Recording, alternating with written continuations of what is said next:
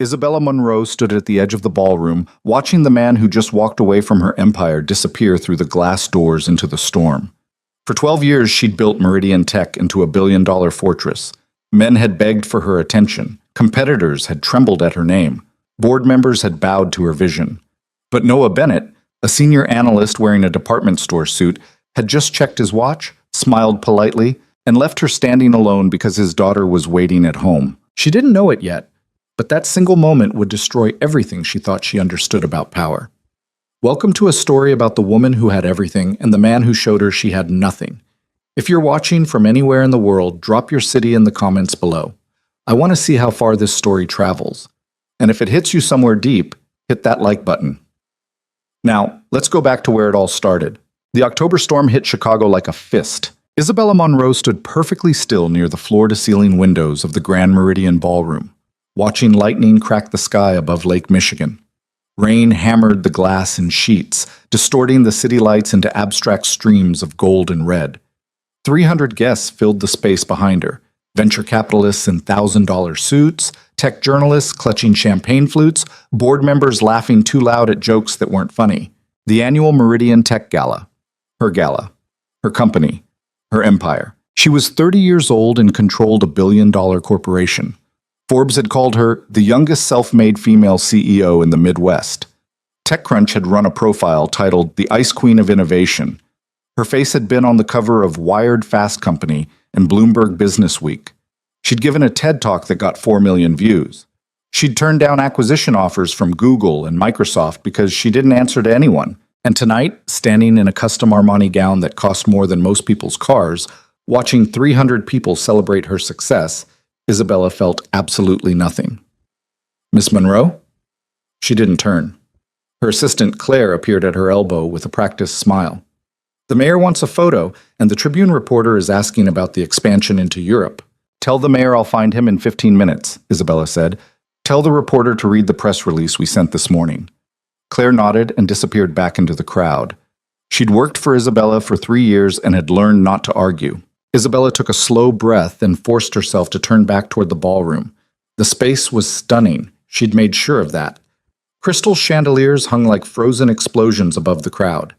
Ice sculptures shaped like circuit boards slowly melted on pedestals near the bar. A jazz quartet played something smooth and forgettable in the corner. Everything was perfect because Isabella didn't do imperfect. She scanned the room with the same cold precision she used to analyze quarterly reports. Martin Reeves from the board, already drunk, gesturing wildly at someone's wife. Sarah Kim from operations, networking with the intensity of someone trying to justify her existence. Victor Langford, her VP of strategic development, working the room like a politician, all white teeth and firm handshakes. Victor caught her eye and raised his glass. Isabella gave him a smile that didn't reach her eyes. She knew exactly what he was: ambitious, calculating, dangerous. He wanted her job. He'd been angling for it since the day she promoted him. She kept him close because it was easier to watch a snake when you knew where it slept. Isabella. Jennifer Wu, her chief technology officer, appeared with 2 champagne glasses. She pressed one into Isabella's hand. You look like you're about to fire someone, Jennifer said. Relax. This is supposed to be a party. I don't relax. I know. That's why I'm worried about you. Jennifer clinked her glass against Isabella's. When was the last time you took a vacation? And I don't mean a working vacation where you answer emails from a beach in Bali. Bali was 4 years ago. Exactly my point. Isabella sipped her champagne. It was excellent. Dom Perignon because she'd specified nothing less. It tasted like expensive bubbles. I'll relax when the Q4 numbers close. You said that about Q3. Q3 wasn't complicated. Jennifer studied her for a moment. They'd known each other since grad school at MIT, back when Isabella was still human enough to stay up until 3 in the morning eating pizza and debugging code. Now Jennifer was one of maybe 3 people in the world who would tell Isabella the truth. You know what your problem is? Jennifer said. I'm sure you're about to tell me. You've forgotten how to be a person. You're just a CEO now. All business, all the time. You're 30 years old, Izzy. You should be, don't call me Izzy. Living your life, dating, having fun, making mistakes. I don't make mistakes. Jennifer laughed. Yeah, that's definitely the problem. Before Isabella could respond, Victor Langford materialized beside them with the smooth confidence of someone who believed he belonged everywhere. "Ladies," he said, flashing that politician smile. "Spectacular event, Isabella. The board is very impressed." "They should be," Isabella said. "We're up 18% this quarter." "Indeed, though I did want to discuss the Whitmore account. There's been some concern about the implementation timeline." Isabella's eyes went cold. "This isn't the time, Victor." "Of course not. I just thought you thought wrong." She smiled, and it was the smile that made competitors nervous. "Enjoy the party." Victor's jaw tightened, but he knew better than to push. He nodded and retreated back into the crowd. Jennifer whistled low. "You're going to regret making an enemy of him."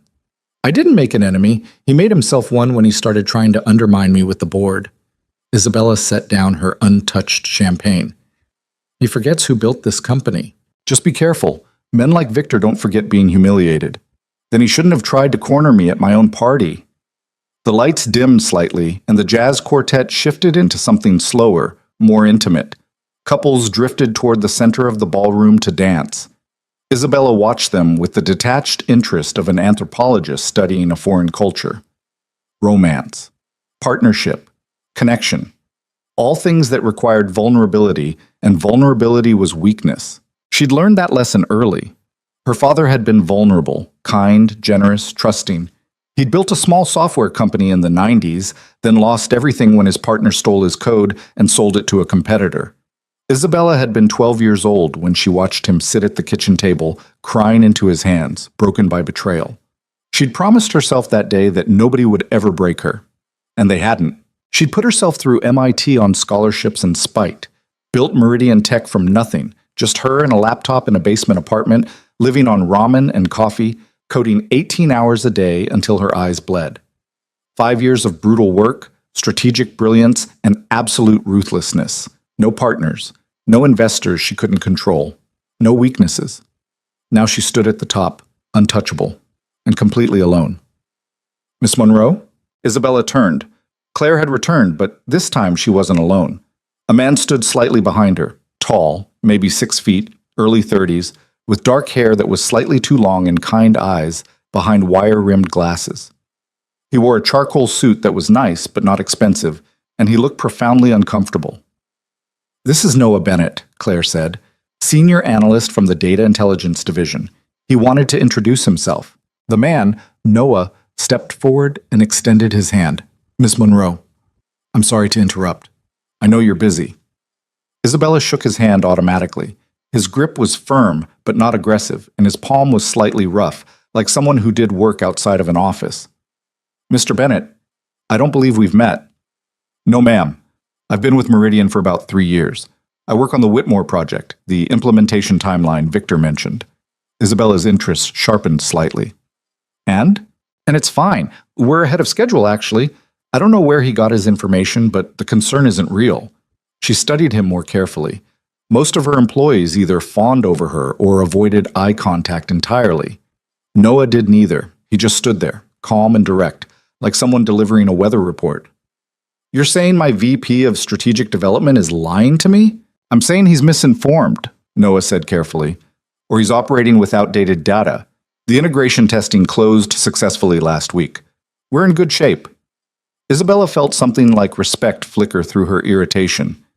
"And you came all the way across the ballroom to tell me this?" "I came because I saw Victor talking to you, and I figured you should have accurate information." He paused. "Also, Claire mentioned you'd want to know." Claire, standing slightly behind Noah, gave Isabella a subtle nod. Smart woman. "I appreciate the clarification," Isabella said, "though in the future, an email would suffice. You didn't need to interrupt your evening." "Oh, I wasn't—" Noah stopped himself and smiled slightly. "Yeah, you're right. I'll remember that." There was something in that smile. Not flirtation, not ambition, just genuine warmth. Isabella found it oddly unsettling. Jennifer, who'd been watching this exchange with barely concealed amusement, stuck out her hand. "Jennifer Wu, CTO. You're the analyst who fixed the Hartman data corruption problem last month." Noah shook her hand. "That was mostly the team. I just identified the root cause." "Don't be modest. That save was brilliant."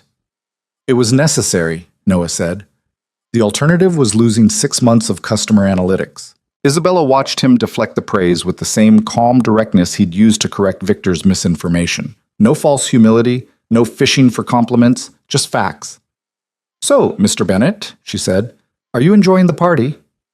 "It's impressive," he said, glancing around the ballroom. "Though I'll be honest, I'm not really a party person.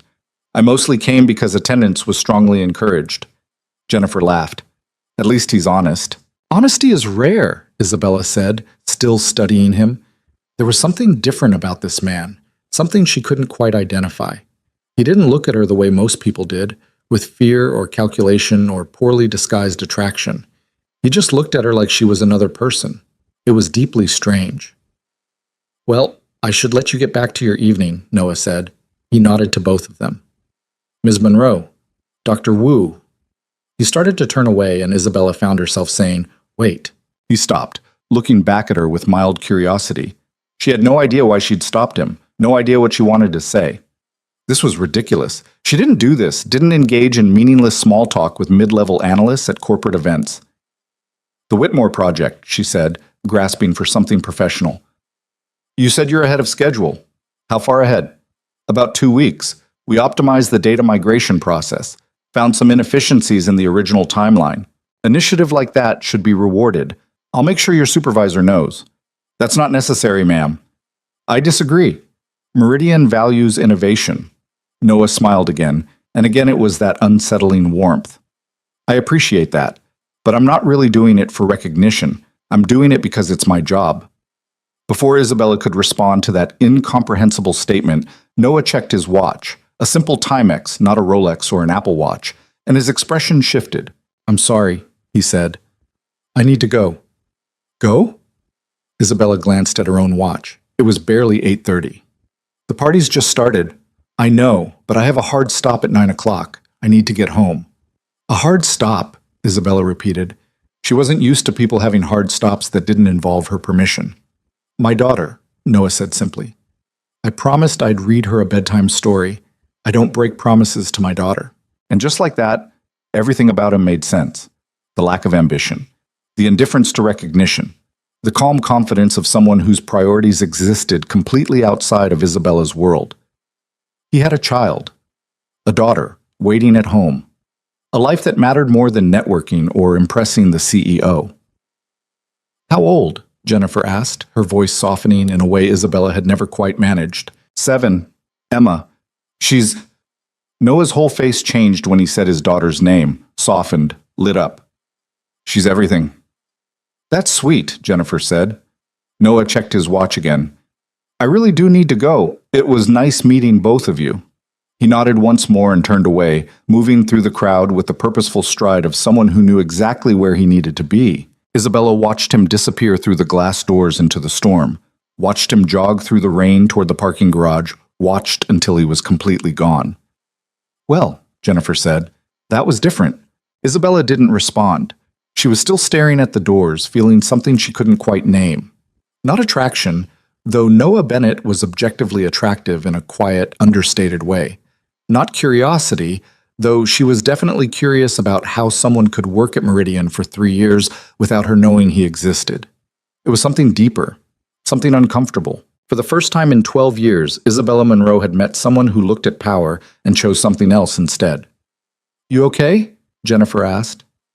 "Fine." Isabella turned back to the party, to the crowd of people who wanted things from her, who measured their worth by proximity to her success. "I need to talk to the mayor." But even as she moved through the ballroom, shaking hands and accepting congratulations, and maintaining the perfect mask of the Ice Queen of Innovation, part of her mind kept returning to the image of Noah Bennett checking his watch and choosing his daughter over everything Isabella had built.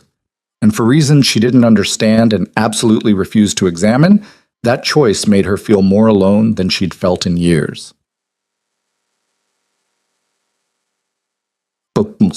The party continued for another 3 hours. Isabella worked the room with mechanical efficiency, hitting all the required notes. She posed for photos with the mayor and 3 city council members. She gave a brief speech thanking everyone for their support and announcing Meridian's expansion into European markets. She endured a tedious conversation with an investor who wanted to explain cryptocurrency to her as if she didn't have 2 degrees from MIT. By midnight, her face hurt from smiling. She was one of the last to leave, standing in the empty ballroom while the catering staff cleaned up around her. The storm had passed, leaving the city washed clean and glittering under clearing skies. Through the windows, she could see Lake Michigan stretching dark and vast toward the horizon. "Miss Monroe," Claire approached with Isabella's coat. "Your car's waiting downstairs." "Thank you, Claire. Go home. It's late." "Are you sure you don't need—" "I'm sure. Get some rest." Claire hesitated, then nodded and left. She knew better than to argue when Isabella used that particular tone. Isabella stood alone in the empty ballroom, listening to the clink of glasses and the scrape of chairs being stacked. Her phone buzzed. She pulled it out and saw 17 emails, 3 texts from board members, and a message from her apartment building's concierge about a furniture delivery. No personal messages, no friends checking in, no family asking how the party went. Just business. Always business. She pulled on her coat and headed for the elevator, her heels clicking sharply against the marble floor. The car ride home was silent, just her and Marcus, her driver, who'd learned years ago that Isabella didn't do small talk. Her penthouse was in one of those glass towers overlooking the lake, all clean lines and expensive minimalism. She'd bought it 2 years ago and had it professionally decorated by someone from Architectural Digest. It was featured in a magazine spread titled Where Success Lives. 1,200 square feet of pristine white walls, designer furniture, and carefully curated art. It looked like a hotel. Isabella dropped her keys in the bowl by the door, kicked off her heels, and walked to the windows. The city spread out below her, millions of lights, millions of people, all of them smaller than her, beneath her, irrelevant to her success. She should have felt triumphant. The gala had been perfect. The expansion announcement had been met with enthusiasm. Meridian stock would probably jump another few points when the market opened Monday. Instead, she felt hollow. Her phone buzzed again. She ignored it.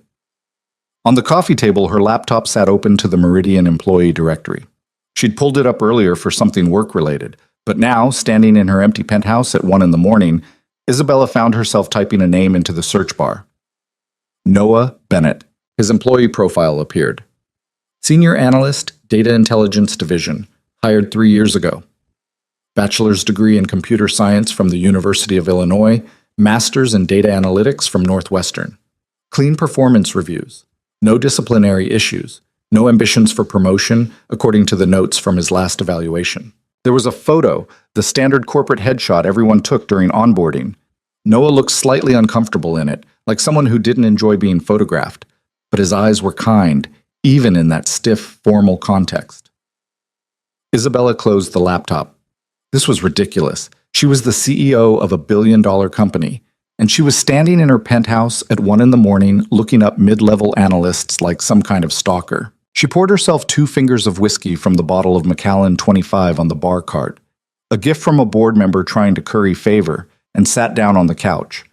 The leather was Italian, expensive, and deeply uncomfortable. Like everything else in her life, it looked better than it felt. She thought about Noah Bennett jogging through the rain to get home to his daughter. She thought about the way his face had changed when he said her name. Emma. She's everything. She thought about the fact that nobody's face changed like that when they thought about Isabella. The whiskey burned going down. Her phone rang. She almost didn't answer, but the caller ID showed Jennifer's name.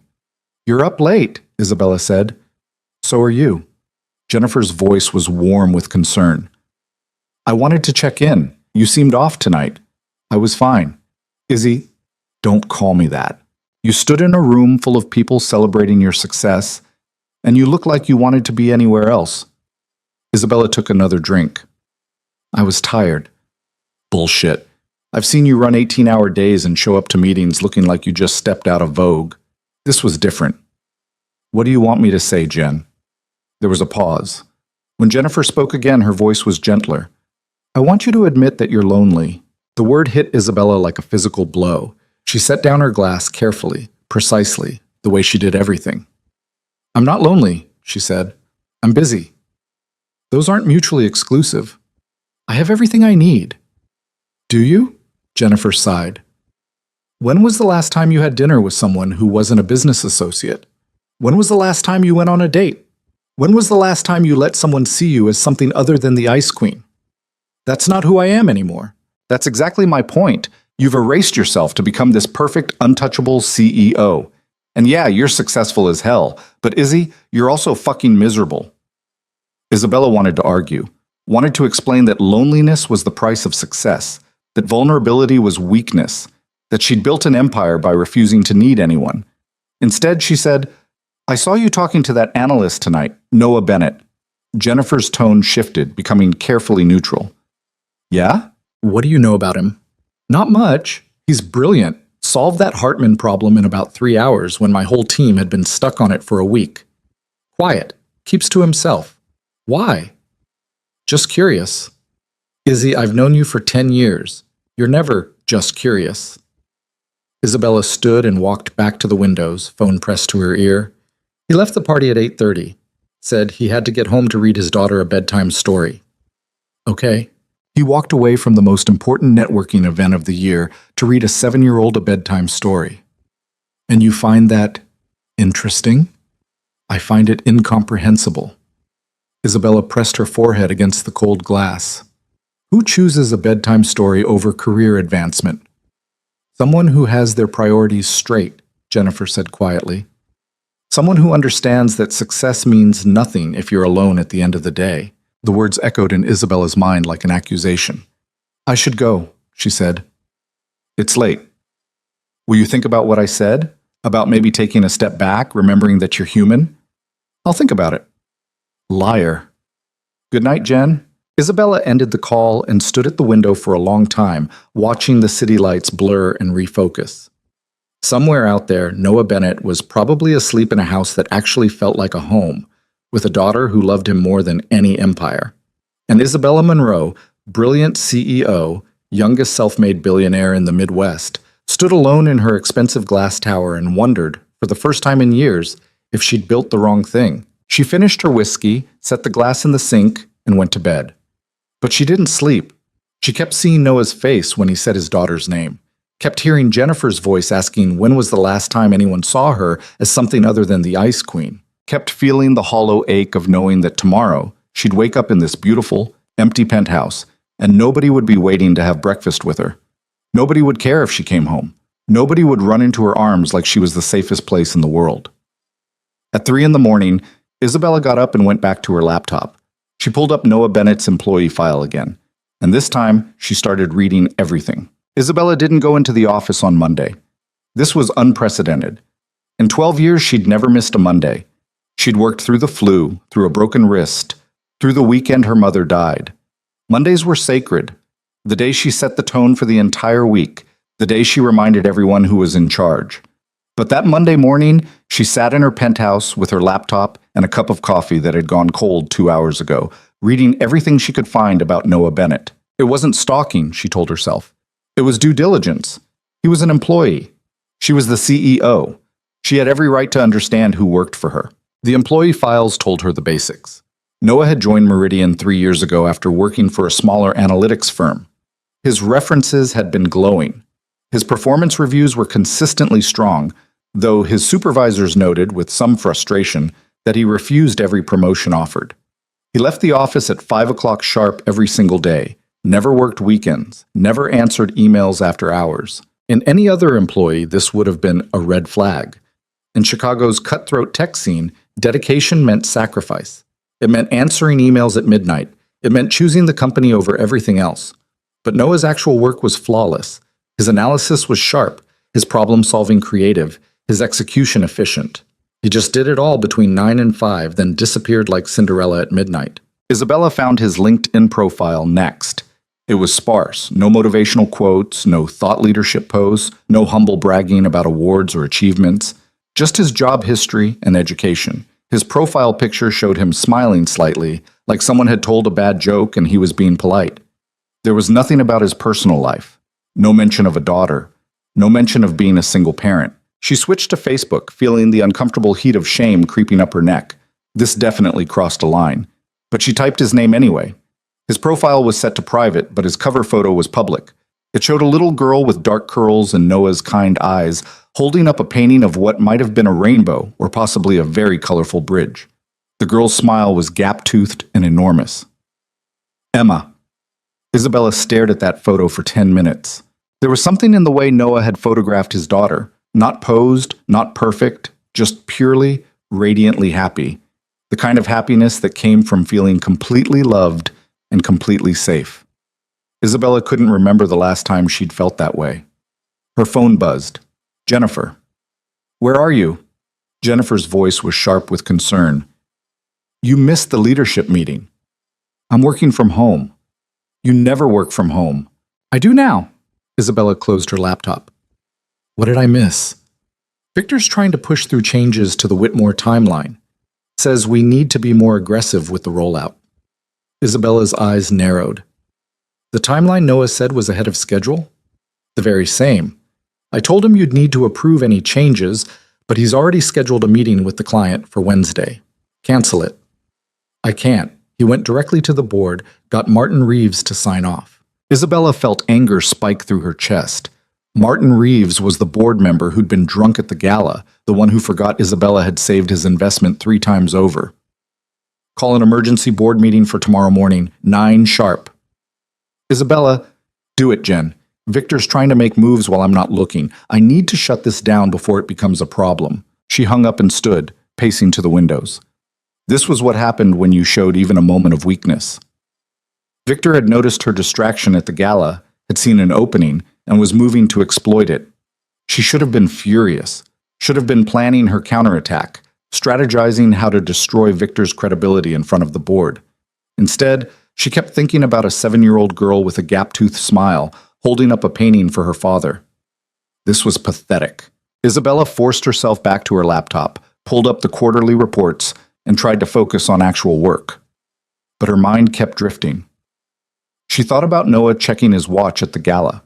She thought about the way he'd deflected praise with simple honesty. She thought about how he'd said, I don't break promises to my daughter, like it was the most obvious thing in the world. By 3 in the afternoon, Isabella had accomplished exactly nothing. She slammed her laptop shut, grabbed her keys, and headed for the door. The October air was crisp and cool, the city still damp from the weekend storm. Isabella walked 4 blocks to a small coffee shop she'd never been to, the kind of place with mismatched furniture and local art on the walls, and baristas who actually smiled at customers. She ordered a latte and sat by the window, watching people pass by on the sidewalk. A young couple walked past, holding hands and laughing at something on one of their phones. A woman in scrubs, probably just off a hospital shift, shuffled by with exhausted eyes. An old man walked a small dog that seemed supremely uninterested in walking. Normal people, living normal lives, having normal problems. Isabella sipped her latte and wondered when she'd stopped being normal.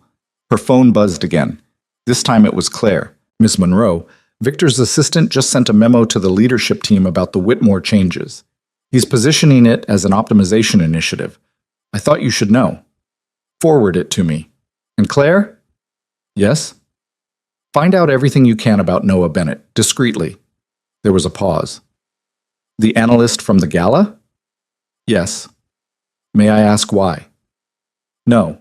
Isabella hung up before Claire could push further. She knew how this looked.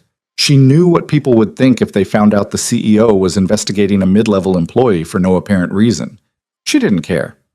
Something about Noah Bennett had broken through 12 years of carefully constructed armor, and Isabella needed to understand why. The answer came 2 days later on a Wednesday afternoon when Isabella was supposed to be in meetings, but instead found herself driving through a neighborhood on the north side she'd never visited before.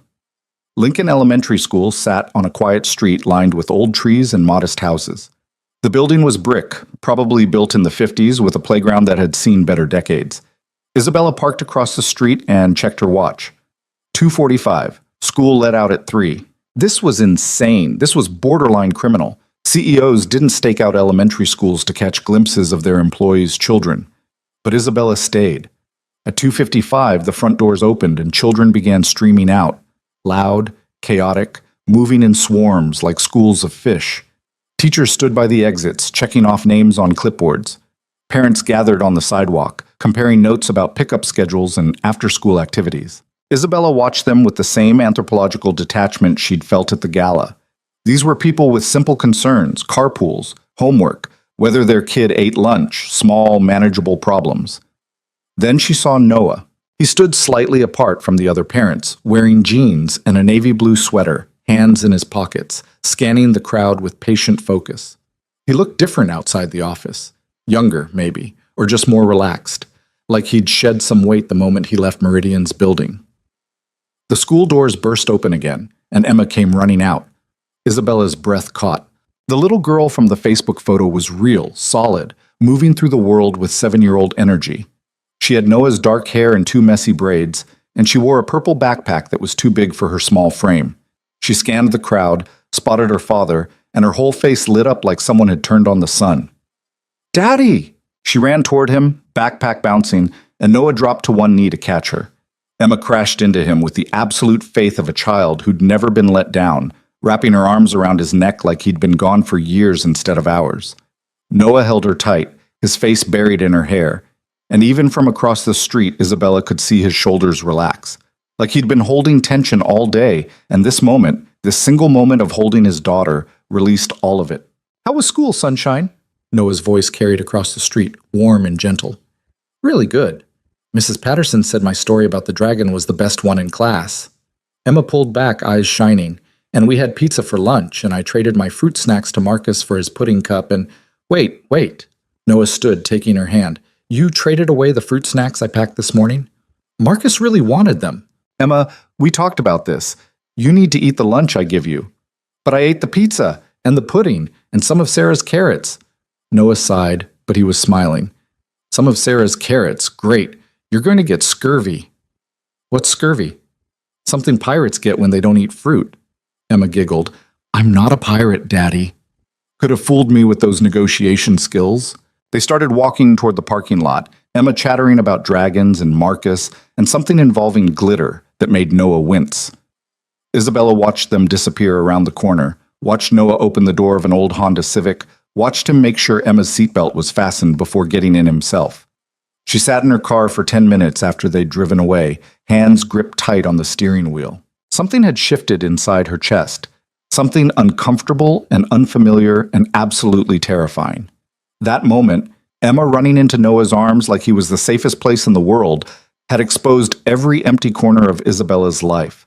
The penthouse nobody came home to, the office where people feared her instead of loving her, the empire she'd built on the foundation of never needing anyone. She'd spent 12 years convincing herself that success was enough, that power was enough, that she didn't need the messy complications of relationships or vulnerability or love. But watching Noah hold his daughter, watching them walk away together into their small, ordinary life, Isabella finally understood what Jennifer had been trying to tell her. She had everything, and she had nothing at all. Isabella drove back to the office in a daze. The board meeting that morning had been brutal. 2 hours of verbal combat with Victor, who tried to paint her as out of touch with the Whitmore account. She'd destroyed him methodically, presenting data that proved Noah's original timeline was not only accurate but conservative. Victor had left the conference room looking like he'd been hit by a truck. She should have felt triumphant. Instead, she felt hollow. "Ms. Monroe," Claire appeared in her office doorway, tablet in hand. "I have that information you requested." Isabella looked up from her computer, where she'd been staring at the same spreadsheet for 20 minutes without seeing it. "Close the door." Claire did, then sat across from Isabella's desk. She looked nervous. Claire never looked nervous. "What did you find?" Noah Bennett, age 32, married Rachel Chen in 2018. She was a graphic designer, worked for a small agency downtown. They had one daughter, Emma, born in 2019. Claire paused and her voice softened. Rachel was diagnosed with stage 4 pancreatic cancer in 2020. She died 8 months later. Emma was 18 months old. Isabella felt something cold settle in her stomach. "Go on." Noah took a year off work after she died, burned through their savings. When he came back, he specifically looked for positions that offered flexibility and no mandatory overtime. He's turned down 3 promotions at Meridian because they would have required evening work or weekend availability. Claire looked up from her tablet. Every day at 5 o'clock, he leaves to pick up Emma from the after-school program. Every evening is homework, dinner, bath time, bedtime stories. Weekends are completely devoted to his daughter. No dating, no social life, just Emma. "My ski is..." "Where did you get all this?" His former supervisor was surprisingly chatty. Also, Emma's school has a parent portal. It's not well secured. Claire, you asked for information. I got you information. Claire set down her tablet. May I speak freely? Have I ever stopped you? This is different than your usual background checks. This feels personal. Isabella leaned back in her chair, studying her assistant. Claire had worked for her for 3 years. She was efficient, discreet, and entirely professional. She'd also never questioned Isabella's decisions before. What's your point? My point is that Noah Bennett is a good man raising his daughter alone in impossible circumstances. And if you're interested in him for any reason other than professional, you need to be very careful. Men like that don't play games. They don't have time for games. I'm not interested in him. Claire's expression said she didn't believe that for a second. Then why am I investigating his personal life? Because I need to understand my employees. You have 347 employees. You've never asked me to investigate any of them before. Isabella felt a flash of anger. Are you questioning me? No, ma'am. I'm protecting you. Claire stood, picking up her tablet. Noah Bennett lost his wife 4 years ago. He spent every day since then keeping a promise to her that he'd take care of their daughter. He's not looking for romance. He's not looking for career advancement. He's looking for stability for Emma. If you disrupt that, you'll destroy him. I'm not planning to disrupt anything. Good. Because he doesn't deserve it. Claire moved toward the door, then paused. For what it's worth, I think he's exactly the kind of person you need in your life. Just make sure you know what you want before you do anything about it. She left before Isabella could respond. Isabella sat alone in her office, staring at the closed door. Claire's words echoed in her mind. Men like that don't play games. She thought about Noah kneeling in front of his daughter, holding her like she was the most precious thing in the world. She thought about the promise he'd kept every single day for 4 years. She thought about the fact that he'd rebuilt his entire life around being the parent Emma needed. And she thought about herself, the Ice Queen, the brilliant CEO who'd sacrificed everything for success and had nothing to show for it but money and loneliness. What could she possibly offer someone like Noah Bennett? The answer was obvious. Nothing. Isabella pulled up the quarterly reports again and tried to focus on work, but her mind kept drifting back to Lincoln Elementary, to the image of Emma running toward her father with absolute trust and joy. At 6 o'clock, her office was dark except for her desk lamp. Through the window, she could see the city lights coming on, Chicago settling into evening. Somewhere out there, Noah was probably making dinner for his daughter, reading her a story, tucking her in with the same care and devotion he brought to everything else. Isabella's phone rang. Jennifer, please tell me you're not still at the office. I'm still at the office. It's 6 o'clock on a Wednesday. Your point? My point is that you've been weird all week. Missed a Monday, skipped 2 meetings, and according to Claire, you're conducting mysterious background checks on random employees. Isabella closed her eyes. Claire talks too much. Claire is worried about you. So am I. Jennifer paused. This is about that analyst, isn't it? Noah Bennett. It's not about anyone. Bullshit. You've been obsessed with him since the gala. Why? I'm not obsessed.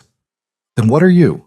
Isabella wanted to hang up, wanted to retreat behind her usual walls and tell Jennifer to mind her own business. But the words that came out instead were honest and raw and terrifying. I don't know. I saw him with his daughter today, and something broke inside me.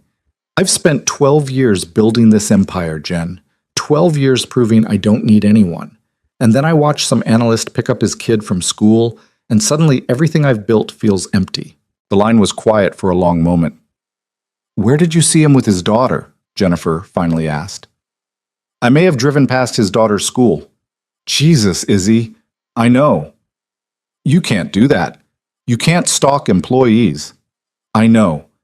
And you definitely can't fall for some guy just because he has his priorities straight. I'm not falling for anyone. Then what are you doing? Isabella stared out at the city lights, at the vast darkness beyond them.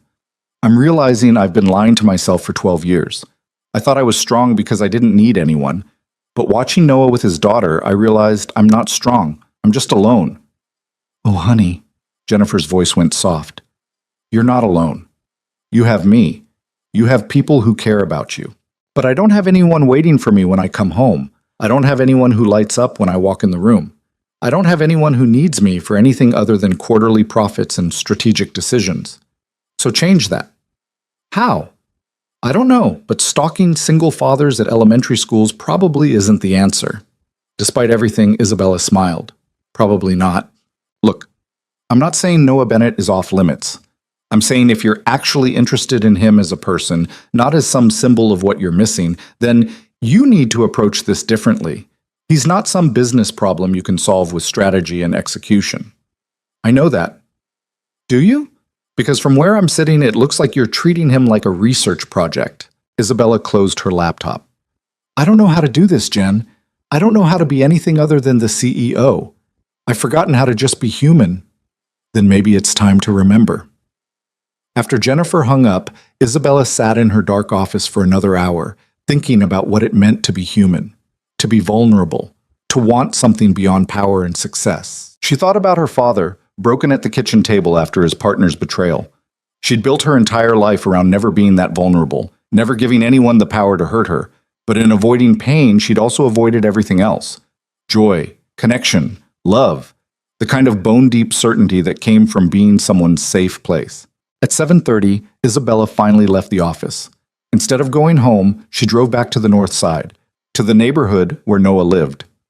She didn't know his exact address, but Claire's research had given her the general area. She found the house by accident, a small bungalow with a neat lawn and a Honda Civic in the driveway. Warm light glowed in the windows. Through the front window, Isabella could see Noah and Emma at the kitchen table, heads bent over what looked like homework. She parked across the street and watched. Noah was patient, pointing at something in Emma's workbook, explaining with gentle gestures. Emma nodded, tried again, and when she got it right, Noah high-fived her with exaggerated enthusiasm that made Emma giggle. It was such a small moment, so ordinary, but Isabella felt it like a knife between her ribs. This was what she'd been missing. Not the grand gestures or impressive achievements, just the quiet, steady warmth of being present with someone you loved.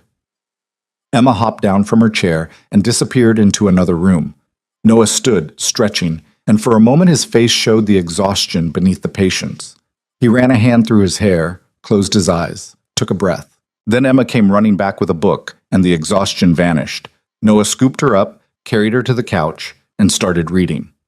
Isabella watched them for 15 minutes, then drove away before the shame could completely overwhelm her. She went home to her empty penthouse, poured herself a whiskey she didn't drink, and stood at the windows until the city lights blurred. Somewhere out there, Noah was tucking his daughter into bed, making promises he'd keep, being the father Emma needed. And Isabella was exactly where she'd always been, alone at the top, surrounded by everything money could buy and nothing that actually mattered. She pulled out her phone and opened Noah's employee file one more time, stared at his photo, at those kind eyes and that uncomfortable half-smile. Then she closed it and made a decision. She couldn't keep doing this, couldn't keep stalking him, researching him, watching him from afar like some kind of creep. It wasn't fair to him, and it wasn't fair to herself. If she wanted to know Noah Bennett, she'd have to do it the right way, even if she had no idea what that meant. The crisis hit on a Thursday morning at 6:45, when Isabella was halfway through her second cup of coffee and reviewing the European expansion proposal. Her phone lit up with a call from Daniel Whitmore himself. Isabella's stomach dropped. Clients didn't call the CEO directly unless something had gone catastrophically wrong. "Mr. Whitmore," she answered, forcing her voice into calm professionalism. "Good morning. Is it?" His voice was cold enough to freeze vodka. "Because I'm looking at a report from my data team that says your integration system has been feeding us incorrect analytics for the past 6 weeks. Isabella's mind went blank, then raced. "That's impossible. We ran validation tests." "Your validation tests missed a systemic error in the customer segmentation algorithm. We've been making million-dollar decisions based on garbage data, Ms. Monroe. Do you understand what that means?" She understood perfectly. It meant Whitmore Industries could sue Meridian into the ground. It meant her reputation would be destroyed. It meant everything she'd built could collapse in a matter of days. "I need to investigate this immediately," Isabella said. "Can you send me—" "I'm sending you nothing. I'm pulling my entire account and recommending to my network that nobody touch Meridian with a 10-foot pole. Your company is done. Mr. Whitmore, please, give me 24 hours to identify the problem and present a solution. You had 6 weeks to identify the problem. You failed. We're done here." He hung up. Isabella sat frozen at her desk, phone still pressed to her ear, listening to dead air. The Whitmore account was worth $43 million annually. It was Meridian's flagship client, the one she referenced in every investor presentation, the proof that her company could handle enterprise-level integration at scale. Losing it wouldn't just hurt financially, it would destroy credibility. Other clients would panic. Investors would lose confidence. The board would start asking questions about her leadership. Victor Langford would smell blood in the water. Isabella's hands were shaking. She set down her phone carefully, like it might explode. Then she called Jennifer. "Please tell me you already know about Whitmore," Isabella said when Jennifer picked up. "I'm looking at the error report right now. It's bad, Izzy. Really bad." "How did we miss this?" "I don't know. The integration team ran standard validation protocols. Everything passed. But Whitmore's internal audit found a recursive loop in the segmentation query that's been doubling certain customer categories and zeroing out others." Jennifer's voice was tight with stress. "Their entire Q3 strategy was based on our analytics. If those analytics were wrong, they'll sue us for damages. At minimum. At worst, they'll go public with this and tank our reputation." Isabella stood and started pacing. Her office suddenly felt too small, the walls pressing in. "Call an emergency leadership meeting. Everyone in the conference room in 30 minutes. Victor's going to have a field day with this. Let him try. I'll deal with Victor. You focus on figuring out how this happened." Isabella hung up and pressed her forehead against the cold glass of her window. The city stretched out below her, indifferent to her panic. Millions of people going about their lives, unaware that her empire was crumbling. She thought about her father, broken at the kitchen table, history repeating itself. No. She wouldn't let that happen. She'd built Meridian from nothing, and she'd fix this problem the same way she'd fixed every other crisis, with intelligence, ruthlessness, and absolute refusal to quit. The leadership meeting was a disaster. Isabella walked into the conference room to find her entire executive team already assembled, looking like they'd been called to a funeral. Victor sat at the far end of the table, his expression carefully neutral, but Isabella could see the calculation in his eyes. "All right," she said, taking her seat at the head of the table. "Everyone's seen the Whitmore report. I want solutions, not excuses. Jennifer, what do we know?"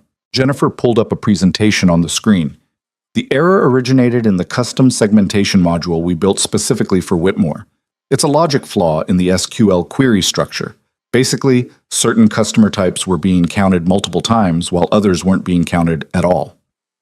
"How did it pass validation?" This from Marcus Chen, head of quality assurance, who looked like he wanted to crawl under the table. "The validation tests were designed to catch syntax errors and performance issues, not logic flaws in the business rules," Jennifer said. "This is a conceptual error, not a technical one." Victor leaned forward. "So what you're saying is that our entire quality assurance process is fundamentally broken." "What I'm saying is that we missed something," Jennifer shot back. "It happens." "It happens?" Victor's voice dripped with contempt. "We just lost our biggest client because it happens?" "We haven't lost them yet," Isabella said coldly. "We have 24 hours to fix this and present a solution." "Whitmore already pulled the account. I got the email this morning." "Then we get it back." Victor laughed, and it wasn't a pleasant sound. "With all due respect, Miss Monroe, I think it's time we faced reality. This company has grown too fast under your leadership. We've sacrificed quality for expansion, and now it's catching up with us." The room went silent. Everyone stared at Victor like he'd just pulled a gun. Isabella felt white-hot rage flood through her veins, but her voice came out ice cold. "Are you suggesting this is my fault, Victor?" "I'm suggesting that maybe it's time for some changes in how this company operates. The board has been concerned about sustainability for months. This just proves they were right to be worried." "The board," Isabella said slowly, "answers to me. For now." The implication hung in the air like poisoned gas. Marcus cleared his throat nervously. "Maybe we should focus on solving the problem instead of assigning blame." "Agreed," Jennifer said quickly. "I've already got my team working on a fix for the segmentation module. If we can patch it and provide Whitmore with corrected data by tomorrow morning, heck it." "That's not good enough," Victor interrupted. "We need to completely rebuild the quality assurance process. Implement new protocols. Bring in an outside auditor. Show Whitmore we're taking this seriously." "That'll take weeks," Jennifer said. "Whitmore wants answers now." Then maybe we should have thought about that before we deployed broken code. Isabella had heard enough. She stood, placing both hands flat on the conference table, and fixed Victor with a stare that had made venture capitalists reconsider their life choices. Here's what's going to happen, she said quietly. Jennifer's team will fix the segmentation module. Marcus, you'll prepare a detailed report on how the error occurred and what we're doing to prevent it happening again. Sarah, you'll draft a proposal for enhanced validation protocols. I will personally call Whitmore and negotiate our way back into his good graces. And Victor, you will shut your mouth and stay out of my way. Are we clear? Victor's jaw tightened. The board, I'll handle the board. You just do your actual job, which is strategic development, not undermining me in front of my leadership team. She could see the hatred flash across his face, quickly masked by professional courtesy. Of course, Ms. Monroe. Whatever you think is best. I know what's best. That's why I'm the CEO. Isabella looked around the room. Everyone else, get to work. I want updates every 2 hours. We fix this today. The team filed out quickly, leaving Isabella alone with Jennifer. That was brutal, Jennifer said. That was necessary. Victor's been waiting for an opportunity like this. I had to remind him who's in charge.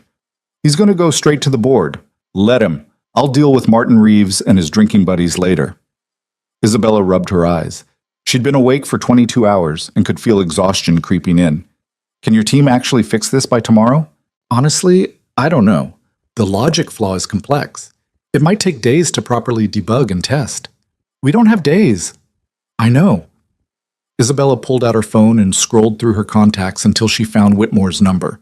Her finger hovered over the call button. One conversation. That's all it would take to either save her company or watch it die. Wait, Jennifer said. Before you call him, there's something you should know. What? Noah Bennett is the one who found the error. Isabella's head snapped up. What? Whitmore's team identified the problem, but when I pulled our internal logs, I found a flag Noah raised 3 days ago. He noticed some anomalies in the output data and ran a diagnostic. He found the logic flaw before Whitmore did. Then why didn't he report it? He did. He sent an email to his supervisor on Monday. It got buried in someone's inbox. Isabella felt something crack inside her chest. While she'd been stalking Noah at his daughter's school, obsessing over his personal life like some kind of creep, he'd been quietly doing his job and finding the exact error that was now threatening to destroy her company. Get him up here, Isabella said. Now. Izzy? Now, Jennifer. 10 minutes later, Noah Bennett walked into her office looking confused and slightly worried. He wore khakis and a button-down shirt that had seen better days, and his wire-rimmed glasses were slightly crooked. Miss Monroe, he said carefully. You wanted to see me? Isabella gestured to the chair across from her desk. Sit down, Mr. Bennett. He sat, hands folded in his lap, watching her with those calm, steady eyes. If he was nervous about being summoned to the CEO's office during a company-wide crisis, he didn't show it. I understand you found an error in the Whitmore integration system, Isabella said. Yes, ma'am. I sent a report to my supervisor on Monday. Why didn't you escalate it? Noah blinked. I'm not authorized to escalate directly to leadership. That's not how the chain of command works. The chain of command is about to cost this company its biggest client. I'm sorry. I didn't realize it was that urgent. The anomaly seemed significant, but I thought my supervisor would determine priority level. Isabella studied him across the desk. He wasn't making excuses, wasn't trying to deflect blame or play politics. He was just stating facts with the same honest directness he'd shown at the gala. Can you fix it? She asked. The segmentation module? Yes, I've already written a corrected version of the query logic. I just need access to the production environment to implement and test it. How long? If I can work without interruption, maybe 6 hours, 8 to be safe. You have 4. Noah's eyebrows went up slightly. That's pushing it. Whitmore wants answers by tomorrow morning.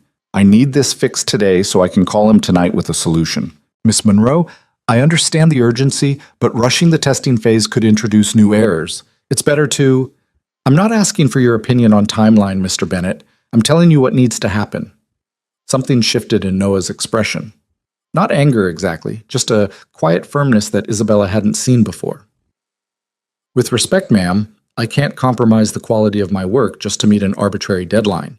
If you want this done right, it takes the time it takes. Isabella felt her temper flare. Do you understand what's at stake here? This company could lose everything because of this error. I understand, but fixing it wrong won't help. It'll just create more problems down the line. They stared at each other across the desk. Isabella was used to employees backing down when she pushed. Noah just sat there, calm and immovable as a stone.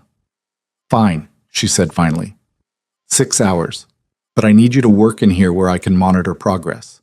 I work better in my own space. That wasn't a request. Noah's jaw tightened slightly, but he nodded. Yes, ma'am. Isabella called Claire and had her set up a workstation in the corner of her office. Within 20 minutes, Noah was settled in with 2 monitors, a laptop, and a cup of coffee that had probably gone cold an hour ago. He worked in complete silence, his fingers moving across the keyboard with focused precision. Isabella tried to focus on her own work, damage control emails, board member calls, preparing her pitch to Whitmore, but she kept getting distracted by the sight of Noah bent over his laptop, completely absorbed in solving the problem she'd created. Around 2 in the afternoon, Isabella's assistant brought lunch. Isabella had ordered extra, figuring Noah would need to eat. Mr. Bennett, she said. Food. Noah looked up, blinking like someone coming out of a trance. What time is it? 2:15. Shit. He pulled out his phone and quickly typed something. I need to make a call. You need to keep working. It'll take 2 minutes. It's important. Before Isabella could argue, Noah stepped into the hallway. She could hear his voice through the door, warm and apologetic. Hey, Sunshine, I know, I'm sorry. Something came up at work. I don't know yet. Maybe late. No, Mrs. Patterson said she can stay with you until I get there. I know you don't like that, but Daddy doesn't have a choice right now. Emma, please don't cry. I'll be home as soon as I can. I promise. I love you too, Sunshine. He came back into the office looking tired and guilty. Your daughter? Isabella asked, even though she already knew the answer. Yeah, she's upset I'm not picking her up from school. How often does that happen? Never. Noah sat back down at his workstation. I've picked her up every single day for 4 years. She doesn't understand why today's different. Isabella felt something uncomfortable twist in her chest. I'm sorry. Noah looked at her, surprised. It's not your fault. Well, technically, it is since you're making me work late, but I understand why. The company needs this fixed. Still, I know you have priorities outside of work. Everyone has priorities outside of work, Ms. Monroe. Most people just don't talk about them. He turned back to his laptop, effectively ending the conversation. Isabella watched him work for another few minutes, then forced herself to focus on her own crisis management. She drafted emails to key clients, reassuring them about Meridian's quality standards. She prepared talking points for the board meeting Victor was definitely organizing. She reviewed the proposal Sarah had sent for enhanced validation protocols, but part of her mind kept returning to the sound of Noah's voice in the hallway. The guilt. The love. The fact that he'd kept a promise to his daughter every single day for 4 years, and Isabella had just forced him to break it. At 4:30, Noah stood up and stretched. I've got the fix implemented. Starting the validation testing now. How's it looking? Good so far. The logic error is corrected and the preliminary tests are clean. I need another hour for comprehensive validation, then we can run it against Whitmore's actual dataset to verify the corrections. Isabella nodded. Do it. She watched him work through the testing phase with meticulous care, checking and rechecking every output, running scenario after scenario. This wasn't someone cutting corners to meet a deadline. This was someone who took pride in doing things right. At 5:30, Noah's phone buzzed. He glanced at it, and Isabella saw his expression tighten. Problem? She asked. Emma's aftercare closes at 6. If I'm not there by then, they charge late fees and I get written up. How many write-ups before it becomes an issue? 3, and they kick her out of the program. I'm already at 2 from last year when I had the flu. Isabella felt the weight of that settling over her. How much longer do you need? 30 minutes. Maybe 45. Can someone else pick her up? There's no one else. It's just me. Just me. 2 words that contained an entire universe of isolation and responsibility. Isabella made a decision she'd probably regret. Give me the address. Noah looked up, confused. What? Your daughter's school. Give me the address. I'll pick her up. Ms. Monroe, I can't ask you to... You're not asking. I'm offering. You need to finish this work, and your daughter needs to be picked up. I can solve one of those problems.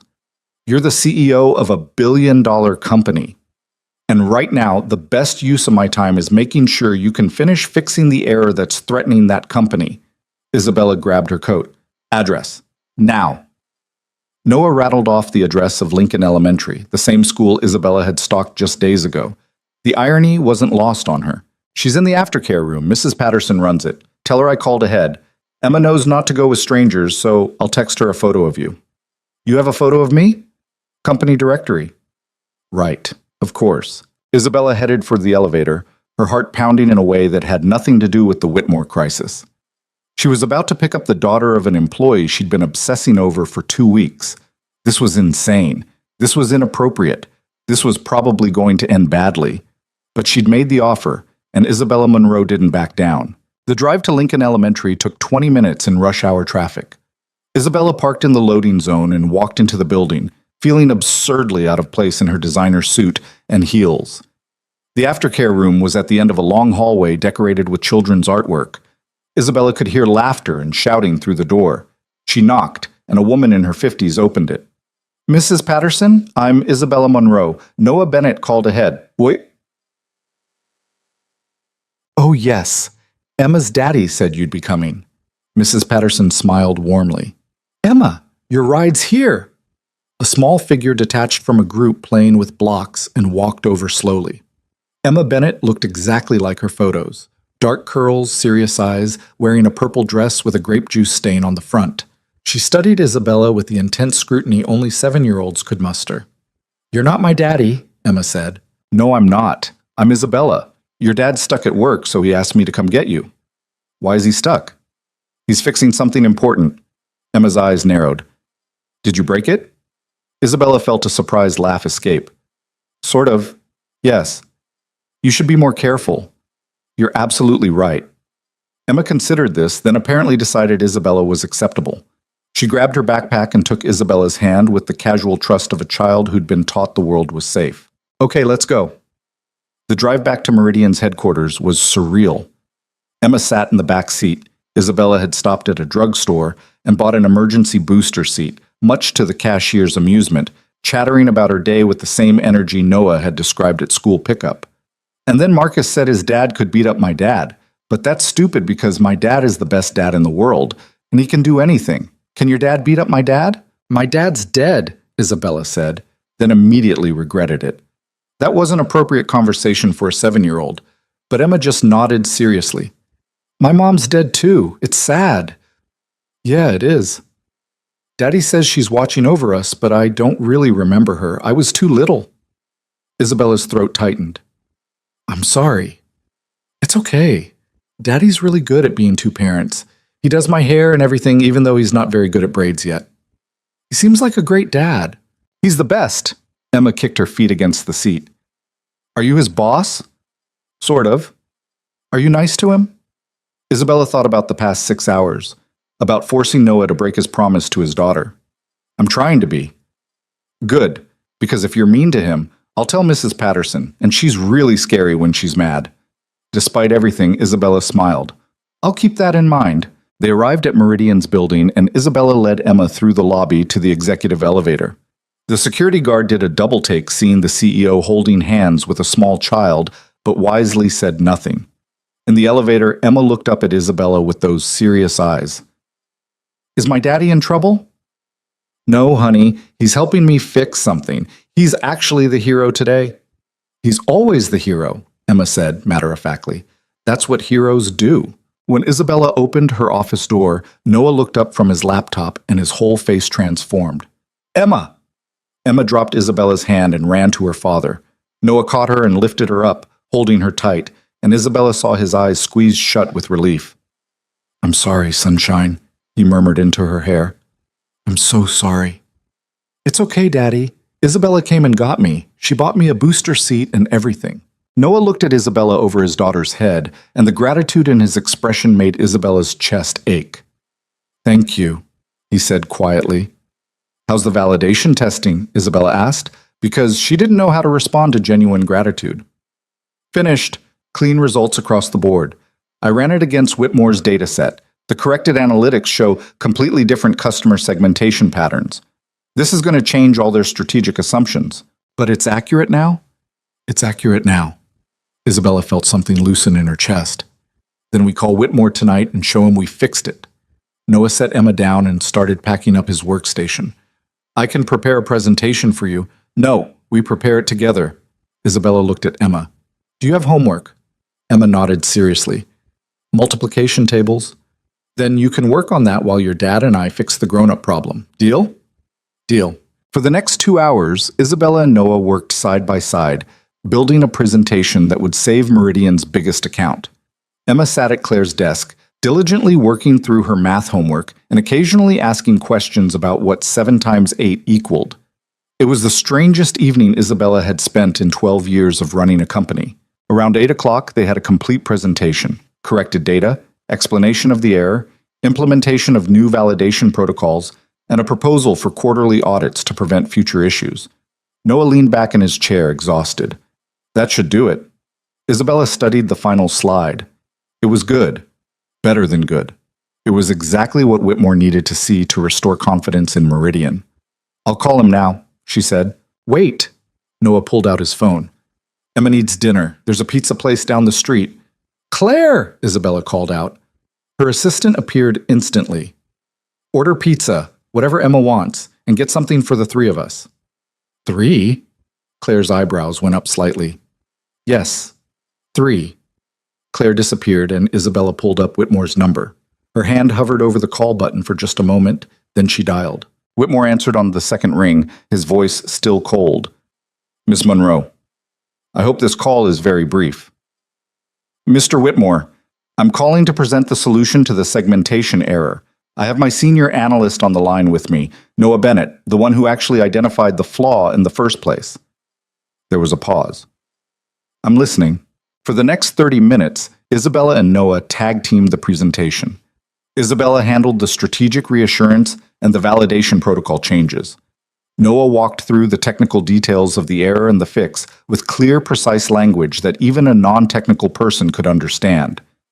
When they finished, there was a long silence. Send me the corrected data set, Whitmore finally said. I'll have my team validate it against our records. Of course. And Miss Monroe, if this happens again, if there's even a hint of another quality issue, we're done. Permanently. Understood. But this was impressive work. Fast, thorough, and honest about what went wrong. That matters. Isabella felt relief flood through her. Thank you, Mr. Whitmore. Don't thank me yet. Thank your analyst. He just saved your company. The line went dead. Isabella set down her phone and looked at Noah, who was watching her with tired but calm eyes. We did it, she said. You did it. I just fixed the code. You did a hell of a lot more than that. Before Noah could respond, the pizza arrived. Emma's face lit up, and for the next hour, the 3 of them sat in Isabella's office eating pizza and watching Emma draw pictures of what she claimed was a dragon, but looked more like a purple blob with teeth.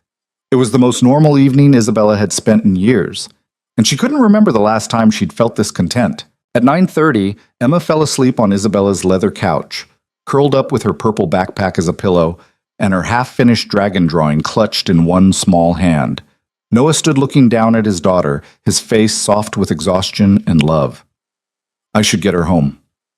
Let her sleep another few minutes, Isabella said quietly. She's comfortable. She's drooling on your $3,000 couch. It's just a couch. Noah gave her a look that said he knew exactly how much that couch cost, and how little Isabella actually cared about drool.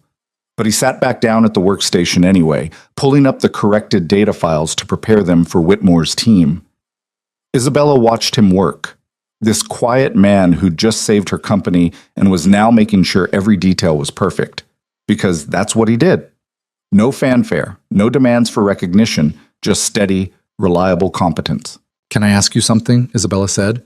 Noah looked up. Sure. Why do you stay at Meridian? You could make more money elsewhere. Get a position with better hours, better benefits. Why stay in a job where you've turned down 3 promotions? Noah was quiet for a moment, his eyes flicking to Emma sleeping on the couch. Stability.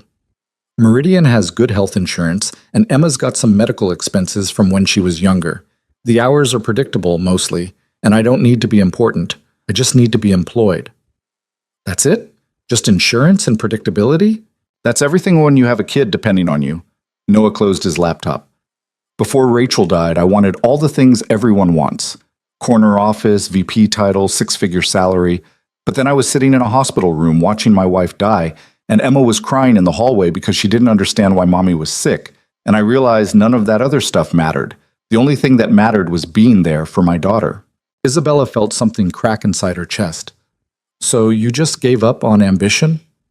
I didn't give up on ambition. I redirected it. My ambition is to raise a happy, healthy kid who knows she's loved. Everything else is just details. Most people don't see it that way.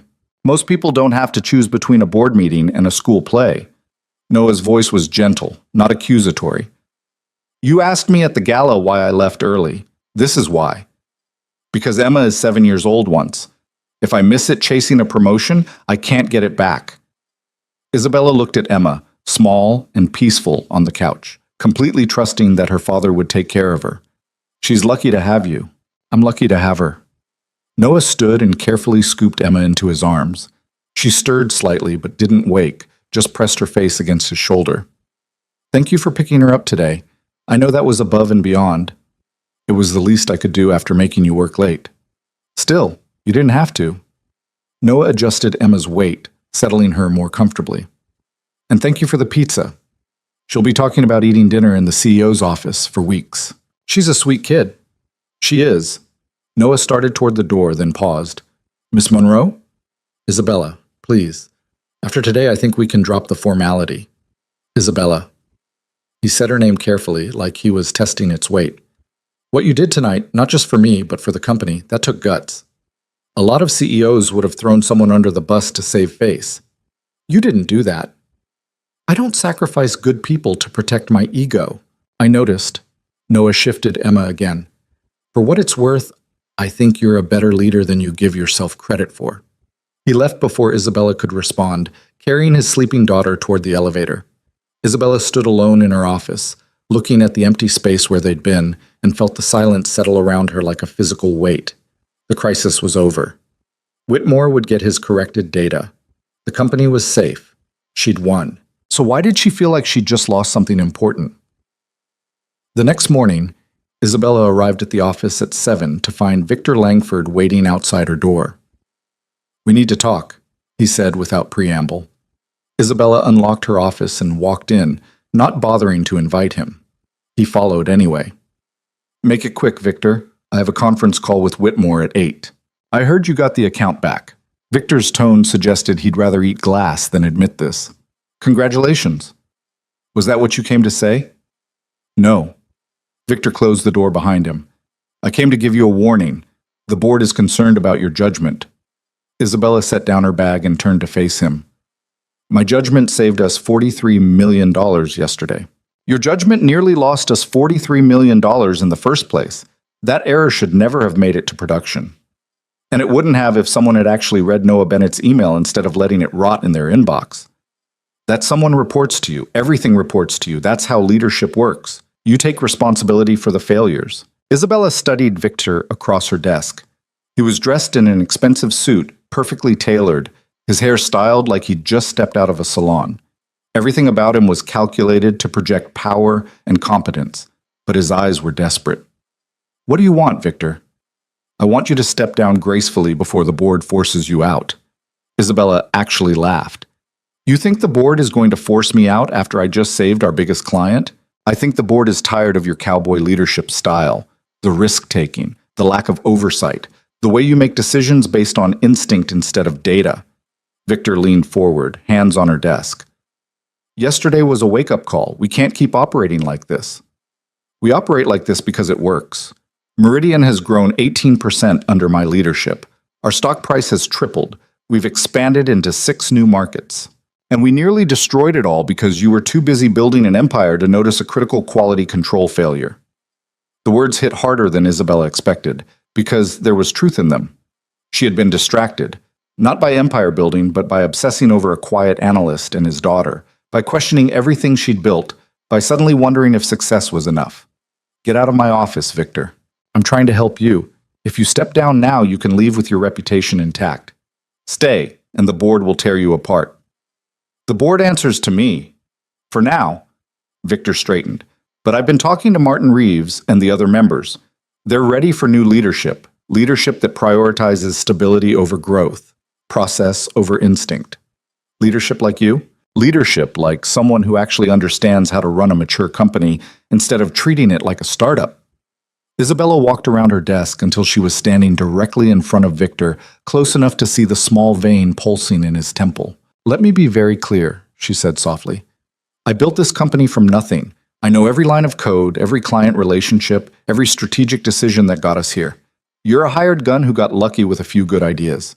If you think the board is going to replace me with you, you're delusional." "We'll see." Victor smiled, and it was ugly. "Oh, and Isabella? I heard you spent yesterday evening eating pizza with Noah Bennett and his daughter, in your office, alone. That's an interesting choice." Isabella's blood went cold. "What are you implying?" "I'm not implying anything. I'm just observing that the CEO showing special treatment to a mid-level analyst could raise questions about favoritism, especially if that analyst suddenly starts getting promotions or special assignments. Noah Bennett earned every bit of consideration he gets by saving this company's ass. I'm sure that's how you see it. I'm just saying, appearances matter. And the appearance of the Ice Queen having a cozy dinner with a single-father employee while his daughter colors pictures, that's going to make people talk." "Let them talk." "Oh, they will, especially when I mention it to the board." Victor headed for the door, then paused. "You know what your problem is, Isabella? You think you're untouchable, but everyone falls eventually. I'm just making sure I'm in position when you do." He left, and Isabella stood frozen in her office, rage and fear warring in her chest. Victor was right about one thing. Appearances mattered. And if he spun the story correctly, her evening with Noah could look improper. Never mind that Emma had been there the whole time. Never mind that they'd been fixing a company crisis. Victor could twist it into something inappropriate, and the board might listen. She pulled out her phone and called Jennifer. "Tell me you're not already at the office," Jennifer said by way of greeting. "I need you to do something for me, quietly." This sounds ominous. Victor's making a move. He's been talking to board members trying to undermine me. I need to know who's with him and who's still loyal. Jennifer was quiet for a moment. "How bad is it?" "Bad enough that he just threatened to spread rumors about me and Noah Bennett." "Oh shit. The pizza dinner?" "Someone saw. Or Claire talked. I don't know, but Victor knows. And he's planning to use it. Izzy, please tell me there's nothing actually inappropriate going on." "There's nothing inappropriate. Emma was there the whole time. We were working." "Then what's the problem?" "The problem is that perception doesn't care about truth. If Victor convinces the board I'm playing favorites with an analyst I'm personally involved with, they'll have grounds to question my judgment." "Are you personally involved?" Isabella didn't answer.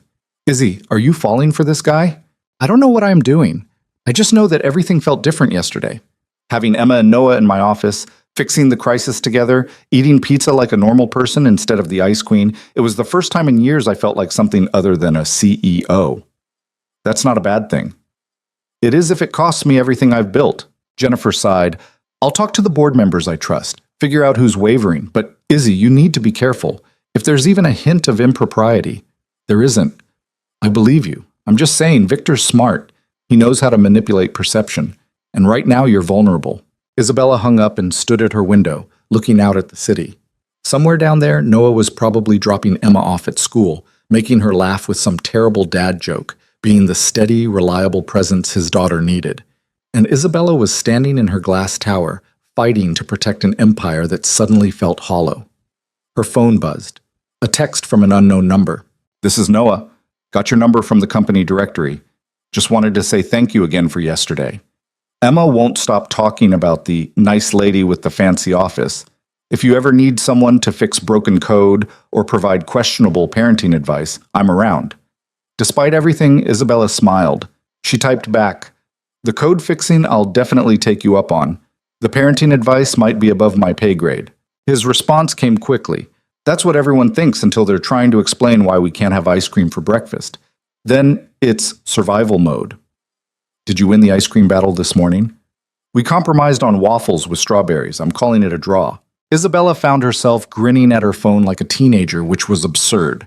She was the CEO of a billion-dollar company in the middle of a political crisis, and she was texting about breakfast negotiations with a 7-year-old. Another text from Noah. Seriously, though, thank you. Not just for yesterday, but for treating Emma like she mattered. Most people just see her as an inconvenience.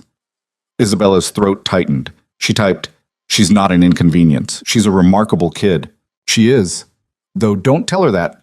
She's already too confident for her own good. I'll keep it between us. There was a pause, then, "I should let you get back to running the world. But if you want to grab coffee sometime and talk about something other than data analytics, I'd like that." Isabella stared at the message for a full minute. This was dangerous. This was exactly what Victor could use against her. A personal relationship with an employee, especially now when her judgment was already being questioned. The smart move was to politely decline. Keep things professional. Maintain the walls. She typed, "I'd like that too. Thursday after work? I have to pick up Emma at 5. Saturday morning, then? There's a place called Grounded on the north side. I know it. Emma loves their hot chocolate. 10 o'clock? Perfect." Isabella set down her phone and immediately second-guessed everything. This wasn't just dangerous. This was potentially career-ending. If anyone found out she was meeting Noah for coffee, Victor would have ammunition to paint her as emotionally compromised. But the thought of Saturday morning, of sitting in a coffee shop with Noah and Emma like a normal person instead of the Ice Queen, made her feel something she hadn't felt in years. Hope. The week crawled by with agonizing slowness. Whitmore's team validated the corrected data and grudgingly confirmed that Meridian had fixed the issue. The account was officially restored, though Whitmore made it clear they were on permanent probation. Jennifer reported back that 3 board members were wavering: Martin Reeves, Sarah Goldstein, and David Park. Victor had been working them hard, emphasizing Isabella's erratic judgment and lack of oversight. Isabella countered by scheduling individual meetings with each of them, presenting detailed reports on Meridian's growth, the Whitmore crisis resolution, and her plans for enhanced quality control. She was charming when she needed to be, ruthless when charm didn't work, and by Friday afternoon she'd shored up enough support to feel reasonably secure. But Victor wasn't done. On Friday evening, Isabella was packing up to leave when Claire appeared in her doorway looking nervous. "Miss Monroe, there's something you should see." Claire handed over her tablet. On the screen was an internal memo, scheduled to be sent Monday morning to the entire leadership team and board of directors. The subject line read, "Concerns regarding executive conduct and conflict of interest." Isabella's stomach dropped as she read Victor's carefully worded memo. It didn't directly accuse her of anything, but it raised questions about unusual personnel decisions and potential favoritism regarding Noah Bennett. It mentioned the pizza dinner, the fact that Noah had worked directly with Isabella on the Whitmore fix instead of through proper channels, and suggested that emotional attachments might be clouding the CEO's judgment. It was masterfully done. Nothing explicitly accusatory, just enough innuendo to make the board uncomfortable. "Can we stop it from being sent?" Isabella asked. "It's scheduled through Victor's personal account. I can't access it." Isabella's hands clenched around the tablet. "Get me a meeting with Victor, now." "He already left for the day." "Then get me his home address." Claire's eyes widened. "Ms. Monroe." "Address, Claire. Now." 20 minutes later, Isabella was standing outside Victor's townhouse in Lincoln Park, her finger pressed hard against his doorbell. Victor opened the door in casual clothes, a glass of wine in his hand, his expression shifting from surprise to smug satisfaction. "Isabella, what a pleasant surprise. We need to talk. I'm off the clock, and I have dinner plans. Cancel them." Isabella pushed past him into the townhouse. It was decorated like a showroom. Expensive, tasteful, completely impersonal. "You're not sending that memo." "I have no idea what you're talking about." "Don't play stupid, Victor. The memo about Noah Bennett, about supposed conflicts of interest. You're not sending it." Victor closed the door and took a slow sip of his wine. "Actually, I am. The board deserves to know when their CEO is making decisions based on personal feelings instead of business logic. I picked up an employee's daughter from school because he was fixing a crisis that saved the company. There's nothing inappropriate about that. You had dinner with them, alone, in your office. His 7-year-old daughter was there the entire time. And yet, you're meeting him for coffee tomorrow morning at Grounded, 10 o'clock. Isabella's blood went cold. "How do you know that?" "I make it my business to know things." Victor set down his wine glass. "Here's how this works. You step down, announce you're taking a sabbatical for personal reasons, and I take over as interim CEO. You get to leave with some dignity, and I don't send the memo. And if I refuse, then Monday morning, the board gets a detailed report raising serious questions about your judgment, your emotional stability, and your ability to lead this company. They'll start an investigation. They'll interview Noah Bennett. They'll dig into every decision you've made in the past month. And even if they don't find anything technically improper, the damage will be done. Your authority will be destroyed. Isabella felt rage burning through her veins. You son of a bitch! I'm a realist. You've been slipping for weeks, distracted, making mistakes, getting emotionally involved with employees. It's only a matter of time before you crash this company into the ground. I'm just speeding up the inevitable. Noah Bennett is the best analyst we have. He saved the Whitmore account. I don't care about Noah Bennett. I care about the fact that you're falling apart, and you're too proud to admit it. Victor stepped closer. You know what I think? I think you're lonely. I think you've spent so long being the ice queen that you forgot how to be human, and now you're latching onto the first person who showed you kindness. It's pathetic. The word hit Isabella like a slap, because it was true. She had been lonely. She had latched onto Noah, not just because he was kind, but because he represented everything she'd sacrificed. Connection, family, a life that meant something beyond quarterly earnings, but that didn't give Victor the right to destroy her. You want this company? Isabella said quietly. Fine, take it, but not like this. Victor raised an eyebrow. What are you proposing? Give me 3 months. I'll step down at the end of Q4 after the European expansion is complete. I'll recommend you to the board as my successor. Clean transition, no scandal, no investigations. And in return, you delete that memo. You stop spreading rumors about Noah Bennett, and you give me these 3 months to finish what I started. Victor considered this, swirling his wine. How do I know you won't change your mind? You don't. You'll just have to trust me. Trust the Ice Queen? That's rich. Do we have a deal or not? Victor studied her for a long moment, and Isabella could see him calculating odds, weighing options. Finally, he nodded. 3 months. But if you try to back out, that memo goes out along with everything else I've been collecting. And Isabella? Stay away from Noah Bennett. If I see you with him again, the deal's off. Isabella felt something shatter inside her chest, but she kept her face perfectly neutral, perfectly cold. Understood. She left Victor's townhouse and sat in her car for 10 minutes, hands shaking on the steering wheel. She'd just agreed to give up everything she'd built. The company. The empire. Her entire identity as the brilliant CEO who needed no one. And the worst part was the relief. Because somewhere beneath the rage and the fear and the sense of failure, Isabella felt something that might have been freedom. She pulled out her phone and looked at Noah's last text message, the one about coffee on Saturday morning. She should cancel.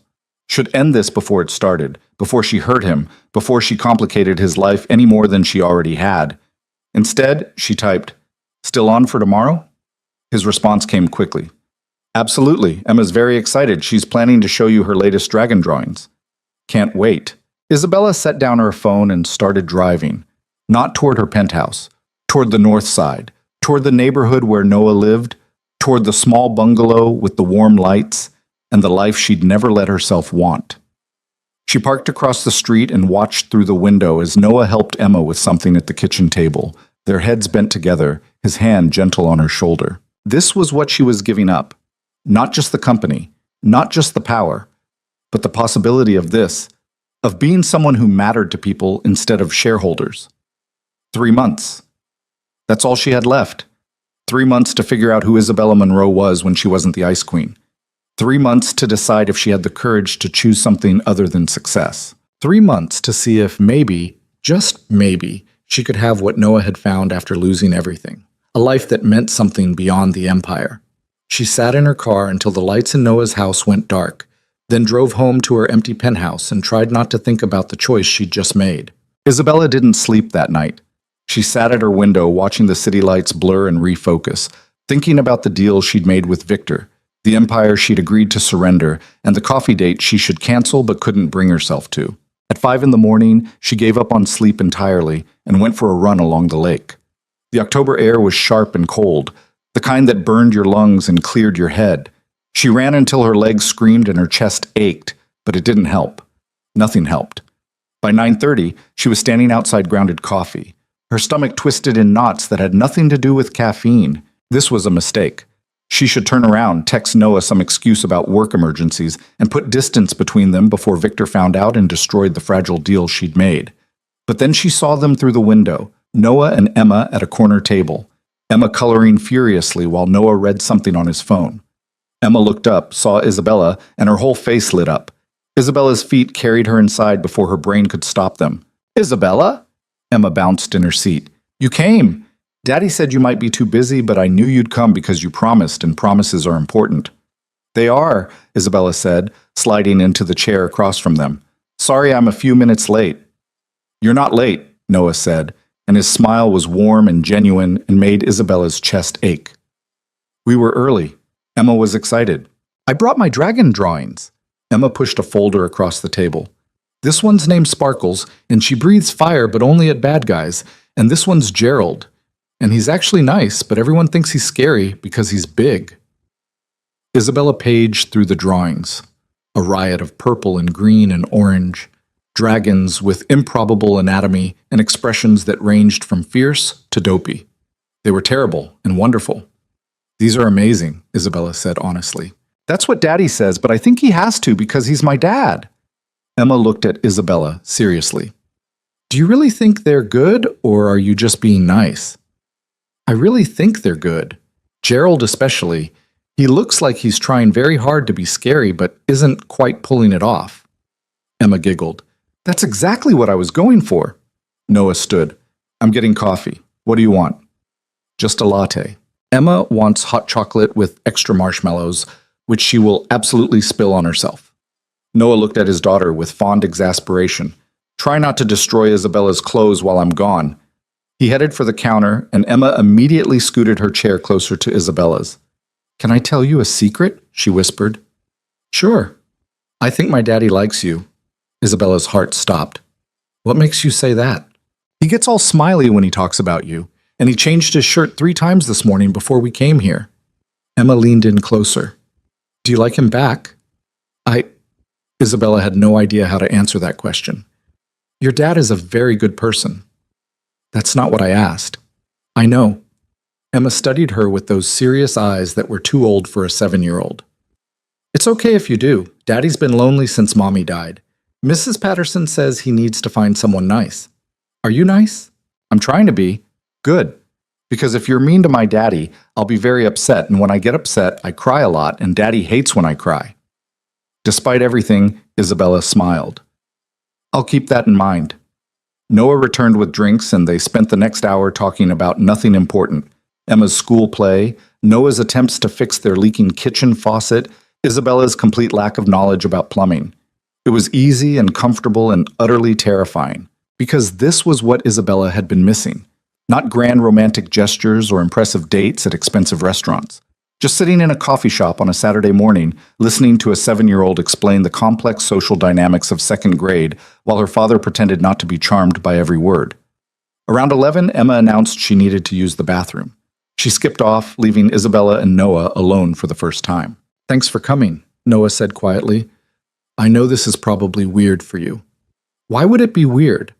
"Because you're the CEO of a major tech company and I'm a mid-level analyst with a kid. We don't exactly run in the same circles."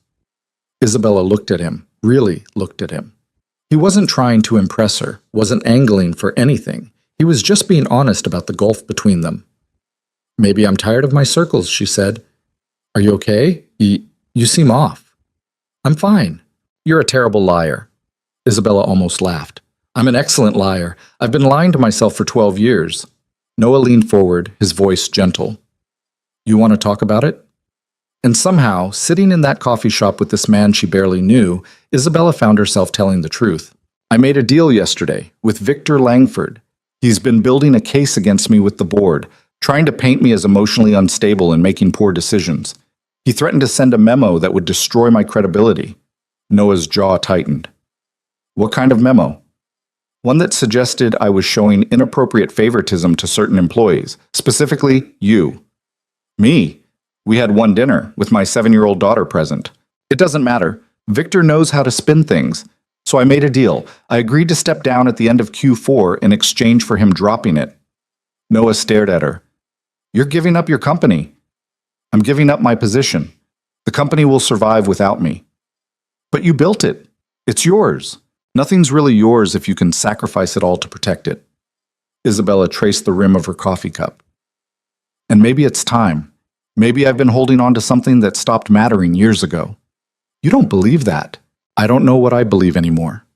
Isabella looked up at him. A month ago, I had everything figured out. I knew exactly who I was and what I wanted. Then you walked out of a gala to read your daughter a bedtime story, and suddenly everything I'd built felt empty. Noah was quiet for a long moment. When he spoke, his voice was careful. Isabella, I'm flattered, but I need you to understand something. I'm not looking for romance. I'm not looking for anything complicated. My life is Emma. That's it. That's all I have room for. The words hurt more than they should have. I know. Do you? Because from where I'm sitting, it looks like you're going through some kind of crisis and maybe projecting onto me because I represent something you think you want. That's not... Isabella stopped, because maybe it was exactly that. I don't know. Maybe you're right. Maybe I just saw you with Emma and wanted what you have. A life that means something. Your life means something. You've built an incredible company. You've created jobs, changed the industry, proven everyone wrong who said you couldn't do it. And I did it all alone. No one's waiting for me when I get home. No one runs into my arms like I'm the safest place in the world. I have success, Noah. That's all I have. Then maybe the problem isn't the success. Maybe the problem is thinking you have to choose between success and connection. Emma came skipping back before Isabella could respond, launching into a story about the bathroom having a very squeaky door and how it sounded like a mouse. They stayed another 30 minutes, then walked together through the neighborhood. Emma chattered between them, occasionally grabbing both their hands and making them swing her. It should have felt awkward. Instead, it felt natural, like something Isabella had been missing without knowing it. When they reached Noah's car, Emma hugged Isabella with the unself-conscious affection of a child. Will you come to my winter concert? She asked, looking up at Isabella with hopeful eyes. It's in December. I'm playing a snowflake. Emma, Noah said gently. Isabella's probably busy. I'd love to come, Isabella heard herself say. Emma's face lit up. Really? Promise? Promise. Noah looked at Isabella over his daughter's head, and something passed between them. Not romance. Not even attraction, really. Just understanding. December 16th, Noah said quietly. 7 o'clock at Lincoln Elementary. I'll be there. Isabella walked back to her car feeling lighter than she had in weeks. She'd just committed to a second-grade winter concert in the middle of what should be the busiest quarter of her career. It was impractical and unprofessional and absolutely the right choice. For the first time in 12 years, Isabella Monroe was choosing something other than work. The following weeks were brutal. Isabella threw herself into the European expansion with manic energy, determined to finish what she'd started before stepping down. She worked 16-hour days, attended endless meetings, negotiated contracts in 3 different time zones. But she also did something she'd never done before. She left work at 5:30 every Thursday. Because Emma had art class on Thursdays, and Noah had mentioned that the school's art program was barely funded, surviving on donations and volunteer time. So Isabella started showing up. She didn't announce herself, didn't make a big production of it. She just quietly wrote a check to the school's arts foundation. Anonymous, substantial enough to fund the program for 2 years, and then started volunteering on Thursday afternoons. The art teacher, a woman named Ms. Chen, who looked like she'd been teaching since the Carter administration, accepted Isabella's help with minimal questions, probably because she was desperately understaffed and didn't care if her new volunteer was the CEO of a tech company or a convicted felon as long as she could help organize supplies. Isabella found herself sitting at kid-sized tables, helping second graders mix paint colors and explaining why you shouldn't eat the glue even though it smells good. Emma was delighted to have her there, showing off every project, introducing Isabella to her friends as my daddy's friend who has a fancy office. Noah showed up at pickup time looking tired and grateful, and every week he'd thank Isabella for coming. You don't have to do this, he said one Thursday in early November. I know. Then why? Isabella looked at Emma, who was showing another kid her painting of what might have been a flower, or possibly an octopus. Because this matters, more than quarterly reports or board meetings, or any of the stuff I usually spend my time on. You're a strange person, Isabella Monroe. I'm figuring that out. At work, The tension with Victor was a constant simmer. He watched her like a hawk, looking for any excuse to accelerate the timeline. Isabella was careful to avoid Noah at the office, communicating only through email and keeping everything scrupulously professional. But she couldn't avoid the board forever. In late November, Martin Reeves called an emergency meeting. Isabella walked into the conference room to find all 7 board members assembled, with Victor sitting in the corner looking like he'd just won the lottery. "Isabella," Martin said, his voice heavy with something that might have been regret. "We need to discuss the company's leadership structure. I'm aware. Victor and I have already discussed this. I'll be stepping down at the end of Q4. We think it should happen sooner." Isabella's stomach dropped. "How much sooner?" "End of December. We want Victor in place before the new year." "That's 5 weeks. The European expansion isn't complete. Victor can handle the expansion." Isabella looked around the table. Sarah Goldstein wouldn't meet her eyes. David Park was studying his phone. Only Jennifer, sitting at the far end, looked genuinely angry. "This is premature," Jennifer said. "Isabella's doing exactly what she said she'd do, finishing her projects and preparing for transition." "The board has made its decision," Martin said. "Isabella, we appreciate everything you've done for this company, but it's time for new leadership." Isabella felt rage and humiliation burning through her, but beneath it was something else, something that might have been relief. "Fine," she said quietly. "I'll prepare a transition plan.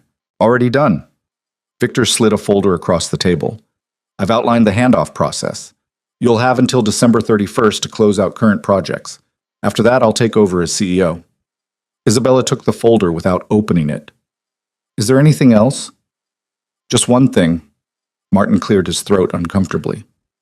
"There have been concerns raised about your conduct over the past few weeks, specifically regarding Noah Bennett." Isabella's blood went cold. "What about him?" "You've been spending significant time with him and his daughter, volunteering at her school, meeting for coffee. It creates an appearance of impropriety." "There's nothing improper. I've been volunteering at an underfunded elementary school art program. Noah's daughter happens to be in that program. Nevertheless, it looks inappropriate. We're asking you to cease all personal contact with Mr. Bennett, effective immediately." Jennifer stood up. "This is bullshit. Isabella's private life is none of the board's business." "It is when it affects the company's reputation," Victor said smoothly. "And frankly, a CEO showing special treatment to a mid-level analyst she's personally involved with raises serious ethical questions." "I'm not personally involved with him." "Then it should be easy to stop seeing him." Victor smiled. "Consider it a condition of your severance package." Isabella felt the trap close around her. If she argued, she'd look guilty. If she agreed, she'd be admitting there was something to hide. "Fine," she said. "No personal contact with Noah Bennett. Are we done?" She left before they could answer, walking straight to her office and closing the door. Then she sat at her desk and tried not to scream. She'd given up her company, given up her position, and now they were asking her to give up the one thing that had made the past month bearable.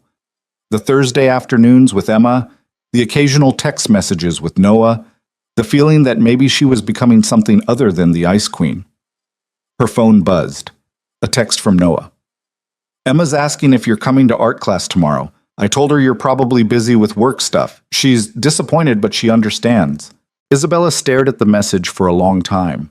She could text back something vague and professional, could start the process of separating herself from Noah and Emma before it got any more complicated. Or she could tell the truth. She typed, "I'll be there. I promised Emma I'd come, and I don't break promises." Noah's response came a few minutes later. "Thank you. It means a lot to her. And to me." Isabella set down her phone and made a decision. The board could have her company. They could have her title. They could have everything she'd built over 12 years of blood and sacrifice. But they couldn't have this. Couldn't force her to abandon a 7-year-old girl who'd somehow wormed her way into Isabella's carefully protected heart. If showing up for Emma cost Isabella her severance package, so be it. Some things were worth more than money. The next Thursday, Isabella showed up to art class like always. Emma's face lit up when she saw her. "You came! I was afraid you wouldn't. I promised, didn't I?" They spent the afternoon making paper snowflakes for the winter concert. Emma was terrible at cutting straight lines, so her snowflakes looked more like irregular blobs with holes. She thought they were perfect. "These are going to be decorations for my concert," she explained seriously. "Everyone's parents are supposed to make them, But Daddy's not good at art stuff, so I asked if you could help me instead. I'd be honored. They cut snowflakes until Isabella's hands cramped, and Emma had paper scraps in her hair. When Noah showed up at 5:30, he took one look at them covered in paper bits and laughed. Productive afternoon? Very, Isabella said. Emma's making enough snowflakes to cause a blizzard. That's my girl, overachiever. Noah helped Emma gather her things. You want to grab dinner with us? There's a pizza place nearby that Emma loves. Isabella knew she should say no, knew that every minute she spent with them was ammunition Victor could use. But Emma was looking at her with such hopeful eyes, and Noah was smiling like it was the most natural thing in the world, and Isabella was so tired of doing the smart thing. I'd love that. Dinner was chaos. Emma spilled soda on herself, argued passionately that pineapple belonged on pizza, and told a rambling story about a boy in her class who ate paste and had to go to the nurse. Noah listened with the patience of a saint, occasionally interjecting with questions that kept the story moving. Isabella watched them and felt something shift in her chest. This wasn't perfect. It was messy and loud and occasionally sticky. But it was real in a way her penthouse and her empire had never been. After dinner, Noah walked Isabella to her car while Emma skipped ahead, burning off energy. Thanks for coming, he said quietly. You didn't have to. I wanted to. Even though it's probably causing you problems at work? Isabella looked at him sharply. How did you know? Victor's been asking questions. About us. Whether we're dating, how often we see each other. I'm not stupid, Isabella. I can tell he's building a case. He already built it. The board's forcing me out 5 weeks early, partially because of the Whitmore thing, partially because they think I'm emotionally compromised. By you. Noah stopped walking. I'm sorry. I never meant to This isn't your fault. Victor was looking for an excuse to push me out. You just happened to be convenient. So what are you going to do? I'm going to finish the European expansion, transition my projects, step down with my head high, and keep showing up to art class on Thursdays because I promised Emma I would. The board won't like that. The board can bite me. Noah actually laughed. There's the Ice Queen I've heard about. I'm not the Ice Queen anymore. I'm just Isabella, and Isabella keeps her promises. They stood there in the parking lot, Emma dancing around a lamppost nearby, and Isabella felt the last of her carefully constructed walls crumble. I'm going to miss this, she said quietly. When everything's over and I'm not coming to art class anymore, I'm going to miss it. Who says you have to stop coming? Emma loves having you there, and honestly, so do I. You barely know me. I know you're brilliant and terrifying and secretly kind. I know you care more than you let on. I know you show up when it matters. Noah smiled. That's enough for me. I don't know what I'm doing, Noah. I'm giving up my company, throwing away 12 years of work. And for what? To volunteer at an elementary school art program? Is that really what you think you're doing? Throwing it away? What else would you call it? I'd call it choosing something different, something that matters in a different way. Noah looked at Emma, now attempting to cartwheel unsuccessfully. When Rachel died, I had to make a choice. Keep climbing the corporate ladder and miss Emma growing up, or step back and be the parent she needed. Everyone told me I was throwing away my career, wasting my potential. But you did it anyway, because I realized potential isn't just about how high you climb. It's about how much you matter to the people who need you. He turned back to Isabella. You matter to Emma. You matter to that art program. Maybe that's not building an empire, but it's building something real. Isabella felt tears prick her eyes. She couldn't remember the last time she'd cried. I don't know how to be someone who matters to people instead of shareholders. You're already doing it. You just have to stop being afraid of it. Emma came running back, breathless. Daddy, can Isabella come to my concert? Please? She promised, but I want to make sure. December 16th, Isabella said. 7 o'clock. I'll be there. Even if you're busy? Even if I'm busy. Emma hugged Isabella hard, and Isabella hugged her back, feeling something warm and terrifying settle in her chest. This was what she'd been missing, this feeling of being needed for something other than her brain or her strategic vision or her ability to close deals. Just being needed. The next 3 weeks were a blur. Isabella worked 18-hour days closing out projects, documenting processes, preparing Meridian for life without her. The European expansion launched successfully. The Q4 numbers came in strong. Everything was perfect, except Isabella felt like she was dying inside. Every Thursday, she showed up to art class. Every Thursday, Emma talked about the winter concert. And every Thursday, Isabella felt the distance between her old life and whatever came next growing wider. On December 15th, the day before the concert, Isabella cleaned out her office. 12 years of work fit into 3 boxes: awards, photos from conferences, a few books she'd reference. The rest was just stuff. Expensive stuff, but still just stuff. Jennifer came by as Isabella was taping up the last box. "I can't believe you're actually going through with this," Jennifer said. "I don't have much choice." "You always have a choice. You could fight, expose Victor's manipulation, go to the press." "And destroy the company in the process?" "No. I built Meridian to last. It'll be better without me dragging it into a scandal." Jennifer sat on the edge of Isabella's desk. "Do you regret it? Any of it? Building the company?" "No, sacrificing everything else to build it? Every single day." "What are you going to do after?" "I have no idea." Isabella looked around her empty office. "For the first time in my adult life, I have absolutely no plan. It's terrifying. It's also kind of exciting. You could do anything." "I'm not sure I know how to do anything except be a CEO." "Then learn. You're brilliant, Izzy. You'll figure it out." They hugged, and Isabella let herself be human for just a moment. Let herself feel the loss and the fear and the strange relief of knowing that tomorrow, for the first time in 12 years, she'd wake up with nowhere she had to be. That night, Isabella couldn't sleep. She kept thinking about the concert, about seeing Emma perform, about sitting in an elementary school gym instead of a boardroom. At midnight, she got a text from Noah. "Emma's too excited to sleep. She's practicing her snowflake dance in the living room. Send help." Isabella smiled. "Tell her to save her energy for tomorrow. She needs to be perfect." "She doesn't need to be perfect. She just needs to have fun." "Those aren't mutually exclusive," says the recovering perfectionist. "I'm not recovering. I'm just relocating my perfectionism to different areas." "Like cutting paper snowflakes?" "Exactly like cutting paper snowflakes." There was a pause, then, "I'm glad you're coming tomorrow. It means a lot to Emma, to both of us." Isabella stared at that message for a long time before responding. "I wouldn't miss it for anything." December 16th dawned cold and bright. Isabella spent the morning finishing the last of her transition documents, then officially submitted her resignation effective December 31st. She expected to feel devastated. Instead, she felt light. At 6:30, she drove to Lincoln Elementary. The parking lot was packed with parents, and the gym was decorated with the snowflakes Emma and her classmates had made. They hung from the ceiling on fishing line, spinning slowly in the heat from the vents. Isabella found a seat in the back and waited. The concert was exactly what you'd expect from a second-grade winter performance. Kids forgot their lines. Someone's costume fell off mid-song. A kid in the front row waved at his parents through the entire show. It was perfect. Emma appeared in the 3rd number, wearing white and covered in glitter.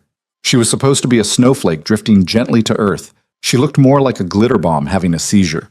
Isabella loved every second of it. When Emma spotted her in the crowd, her face lit up so bright it could have powered the building. She waved enthusiastically, completely breaking character, and Isabella waved back. After the concert, parents crowded the gym, taking photos and congratulating their kids. Isabella hung back, not sure where she fit in this world of normal families and PTA moms. Then Emma came running through the crowd, still covered in glitter, and crashed into Isabella's legs. "You came! You really came! I promised, didn't I?" "But you're so important and busy, and I thought maybe you'd forget." "I didn't forget." Isabella knelt down to Emma's level. "You were amazing up there. I messed up the turning part." "I didn't notice." "Really? Really? You were the best snowflake in the whole show." Emma hugged her hard, getting glitter all over Isabella's coat. Isabella didn't care. Noah appeared, phone in hand. "Picture time." "Emma, go stand with Isabella." "Can we take one with all 3 of us?" Emma asked. Noah hesitated, glancing at Isabella. She knew what he was thinking, that this looked like a family photo, that it would be weird, that they weren't that. "Yes," Isabella said firmly. "Let's take one together." They found another parent to take the photo. Emma stood between them, holding both their hands, grinning like she'd won the lottery. Noah's arm was around Isabella's shoulders, and Isabella's was around his waist, and it felt so natural it scared her. The flash went off, capturing the moment forever. Later, after most of the crowd had cleared out, Noah walked Isabella to her car. Emma had gone home with a friend for a sleepover, so it was just the two of them in the cold December night. "Thanks for coming," Noah said. "I know how busy you are with the transition. I'm not busy anymore. Tomorrow's my last day." Noah stopped walking. "You're really doing it, leaving Meridian." "They made the choice pretty easy, but yeah, I'm done." "How do you feel?" "Terrified. Relieved. Like I'm jumping off a cliff and I have no idea if there's water at the bottom." Isabella looked up at the sky. "But also, like maybe I'm finally doing the right thing." "What's next?" "I have no idea. That's the terrifying part." They reached her car, and Isabella turned to face him. There was something she needed to say, something she'd been holding back for weeks. "I need you to know something," she said. "When I started coming to Emma's art class, it wasn't entirely altruistic. I was lonely and lost, and you two represented something I thought I wanted. Jennifer thinks I projected onto you. Victor thinks I'm having some kind of crisis. They're probably both right." Noah was quiet, waiting. But somewhere along the way, it stopped being about what I wanted from you and started being about just showing up for Emma, for the art program, for something that mattered. Isabella took a breath. "I don't know what we are. I don't know if we're friends or something more complicated. But I want you to know that whatever happens next, I'm grateful. You showed me it was possible to care about something beyond quarterly earnings." "Isabella, you don't have to say anything. I just needed you to know." Noah stepped closer, and for a moment Isabella thought he might kiss her. Instead, he took her hand. "I'm not good at this," he said quietly. "After Rachel died, I shut down. Put all my energy into Emma because that was safe. Didn't let anyone else in because it hurt too much to lose someone." "I understand." "But you broke through anyway. Somehow you and your fancy office and your terrible attempts at cutting straight lines made me remember that maybe I'm allowed to care about someone other than my daughter." Isabella's heart was pounding. "What are you saying?" "I'm saying I don't know what we are either, but I'd like to find out. If you're willing to be patient with a widowed single dad who has no idea how to date and whose daughter will absolutely drive you crazy." "Emma doesn't drive me crazy. Give it time. She once spent 3 hours explaining the difference between regular dragons and flying dragons." "I like dragons." "Then we might actually have a shot." They stood there in the parking lot, hands linked, breath visible in the cold air. It wasn't romantic. It wasn't some grand declaration. It was just two broken people deciding to be broken together. "So what now?" Isabella asked. "Now I take you to dinner, somewhere nice, where Emma can't interrupt us every 5 seconds to explain her latest dragon theory." "I like her dragon theories." "You say that now. Wait until she starts the one about underwater dragons and their gills." Isabella laughed, and it felt good. "When?" "How about tomorrow? After you officially stop being a CEO and start being just Isabella?" "Just Isabella. I like the sound of that." Noah kissed her then, soft and careful, like he was afraid she might break. Isabella kissed him back, feeling something warm and real unfold in her chest. When they pulled apart, Noah was smiling. "I should warn you, dating me means you're also dating Emma. She's part of the package." "I wouldn't want it any other way. And she's going to have opinions, lots of opinions, about everything. I can handle opinions. And she'll probably try to set us up on playdates at kid-friendly restaurants with terrible pizza." "I happen to like terrible pizza." Noah laughed and pulled her close. "You're going to regret this." "Probably, but I've spent 12 years making smart decisions. Maybe it's time to make some terrible ones." They kissed again, and this time it was deeper, more certain. Isabella felt the last of her walls crumble, felt herself becoming someone new, someone who chose people over profits, connection over control, love over loneliness. It was terrifying. It was perfect. Isabella's last day at Meridian was surreal. She walked through the building she'd built, saying goodbye to people who'd worked for her for years. Some were sad to see her go. Others were clearly relieved. Victor watched from his new office, her old office, with barely concealed triumph. At 5 o'clock, Isabella walked out of the building for the last time as CEO. Jennifer was waiting by the door. "How does it feel?" she asked. "Like I'm walking away from everything I worked for, and like I'm finally walking towards something that matters." "Very poetic. Did Noah help you with that line?" "Shut up." They hugged, and Jennifer whispered, "I'm proud of you, Izzy. You did the scary thing." The scary thing would have been staying. Isabella drove home to her penthouse, packed 2 suitcases, and put the place on the market.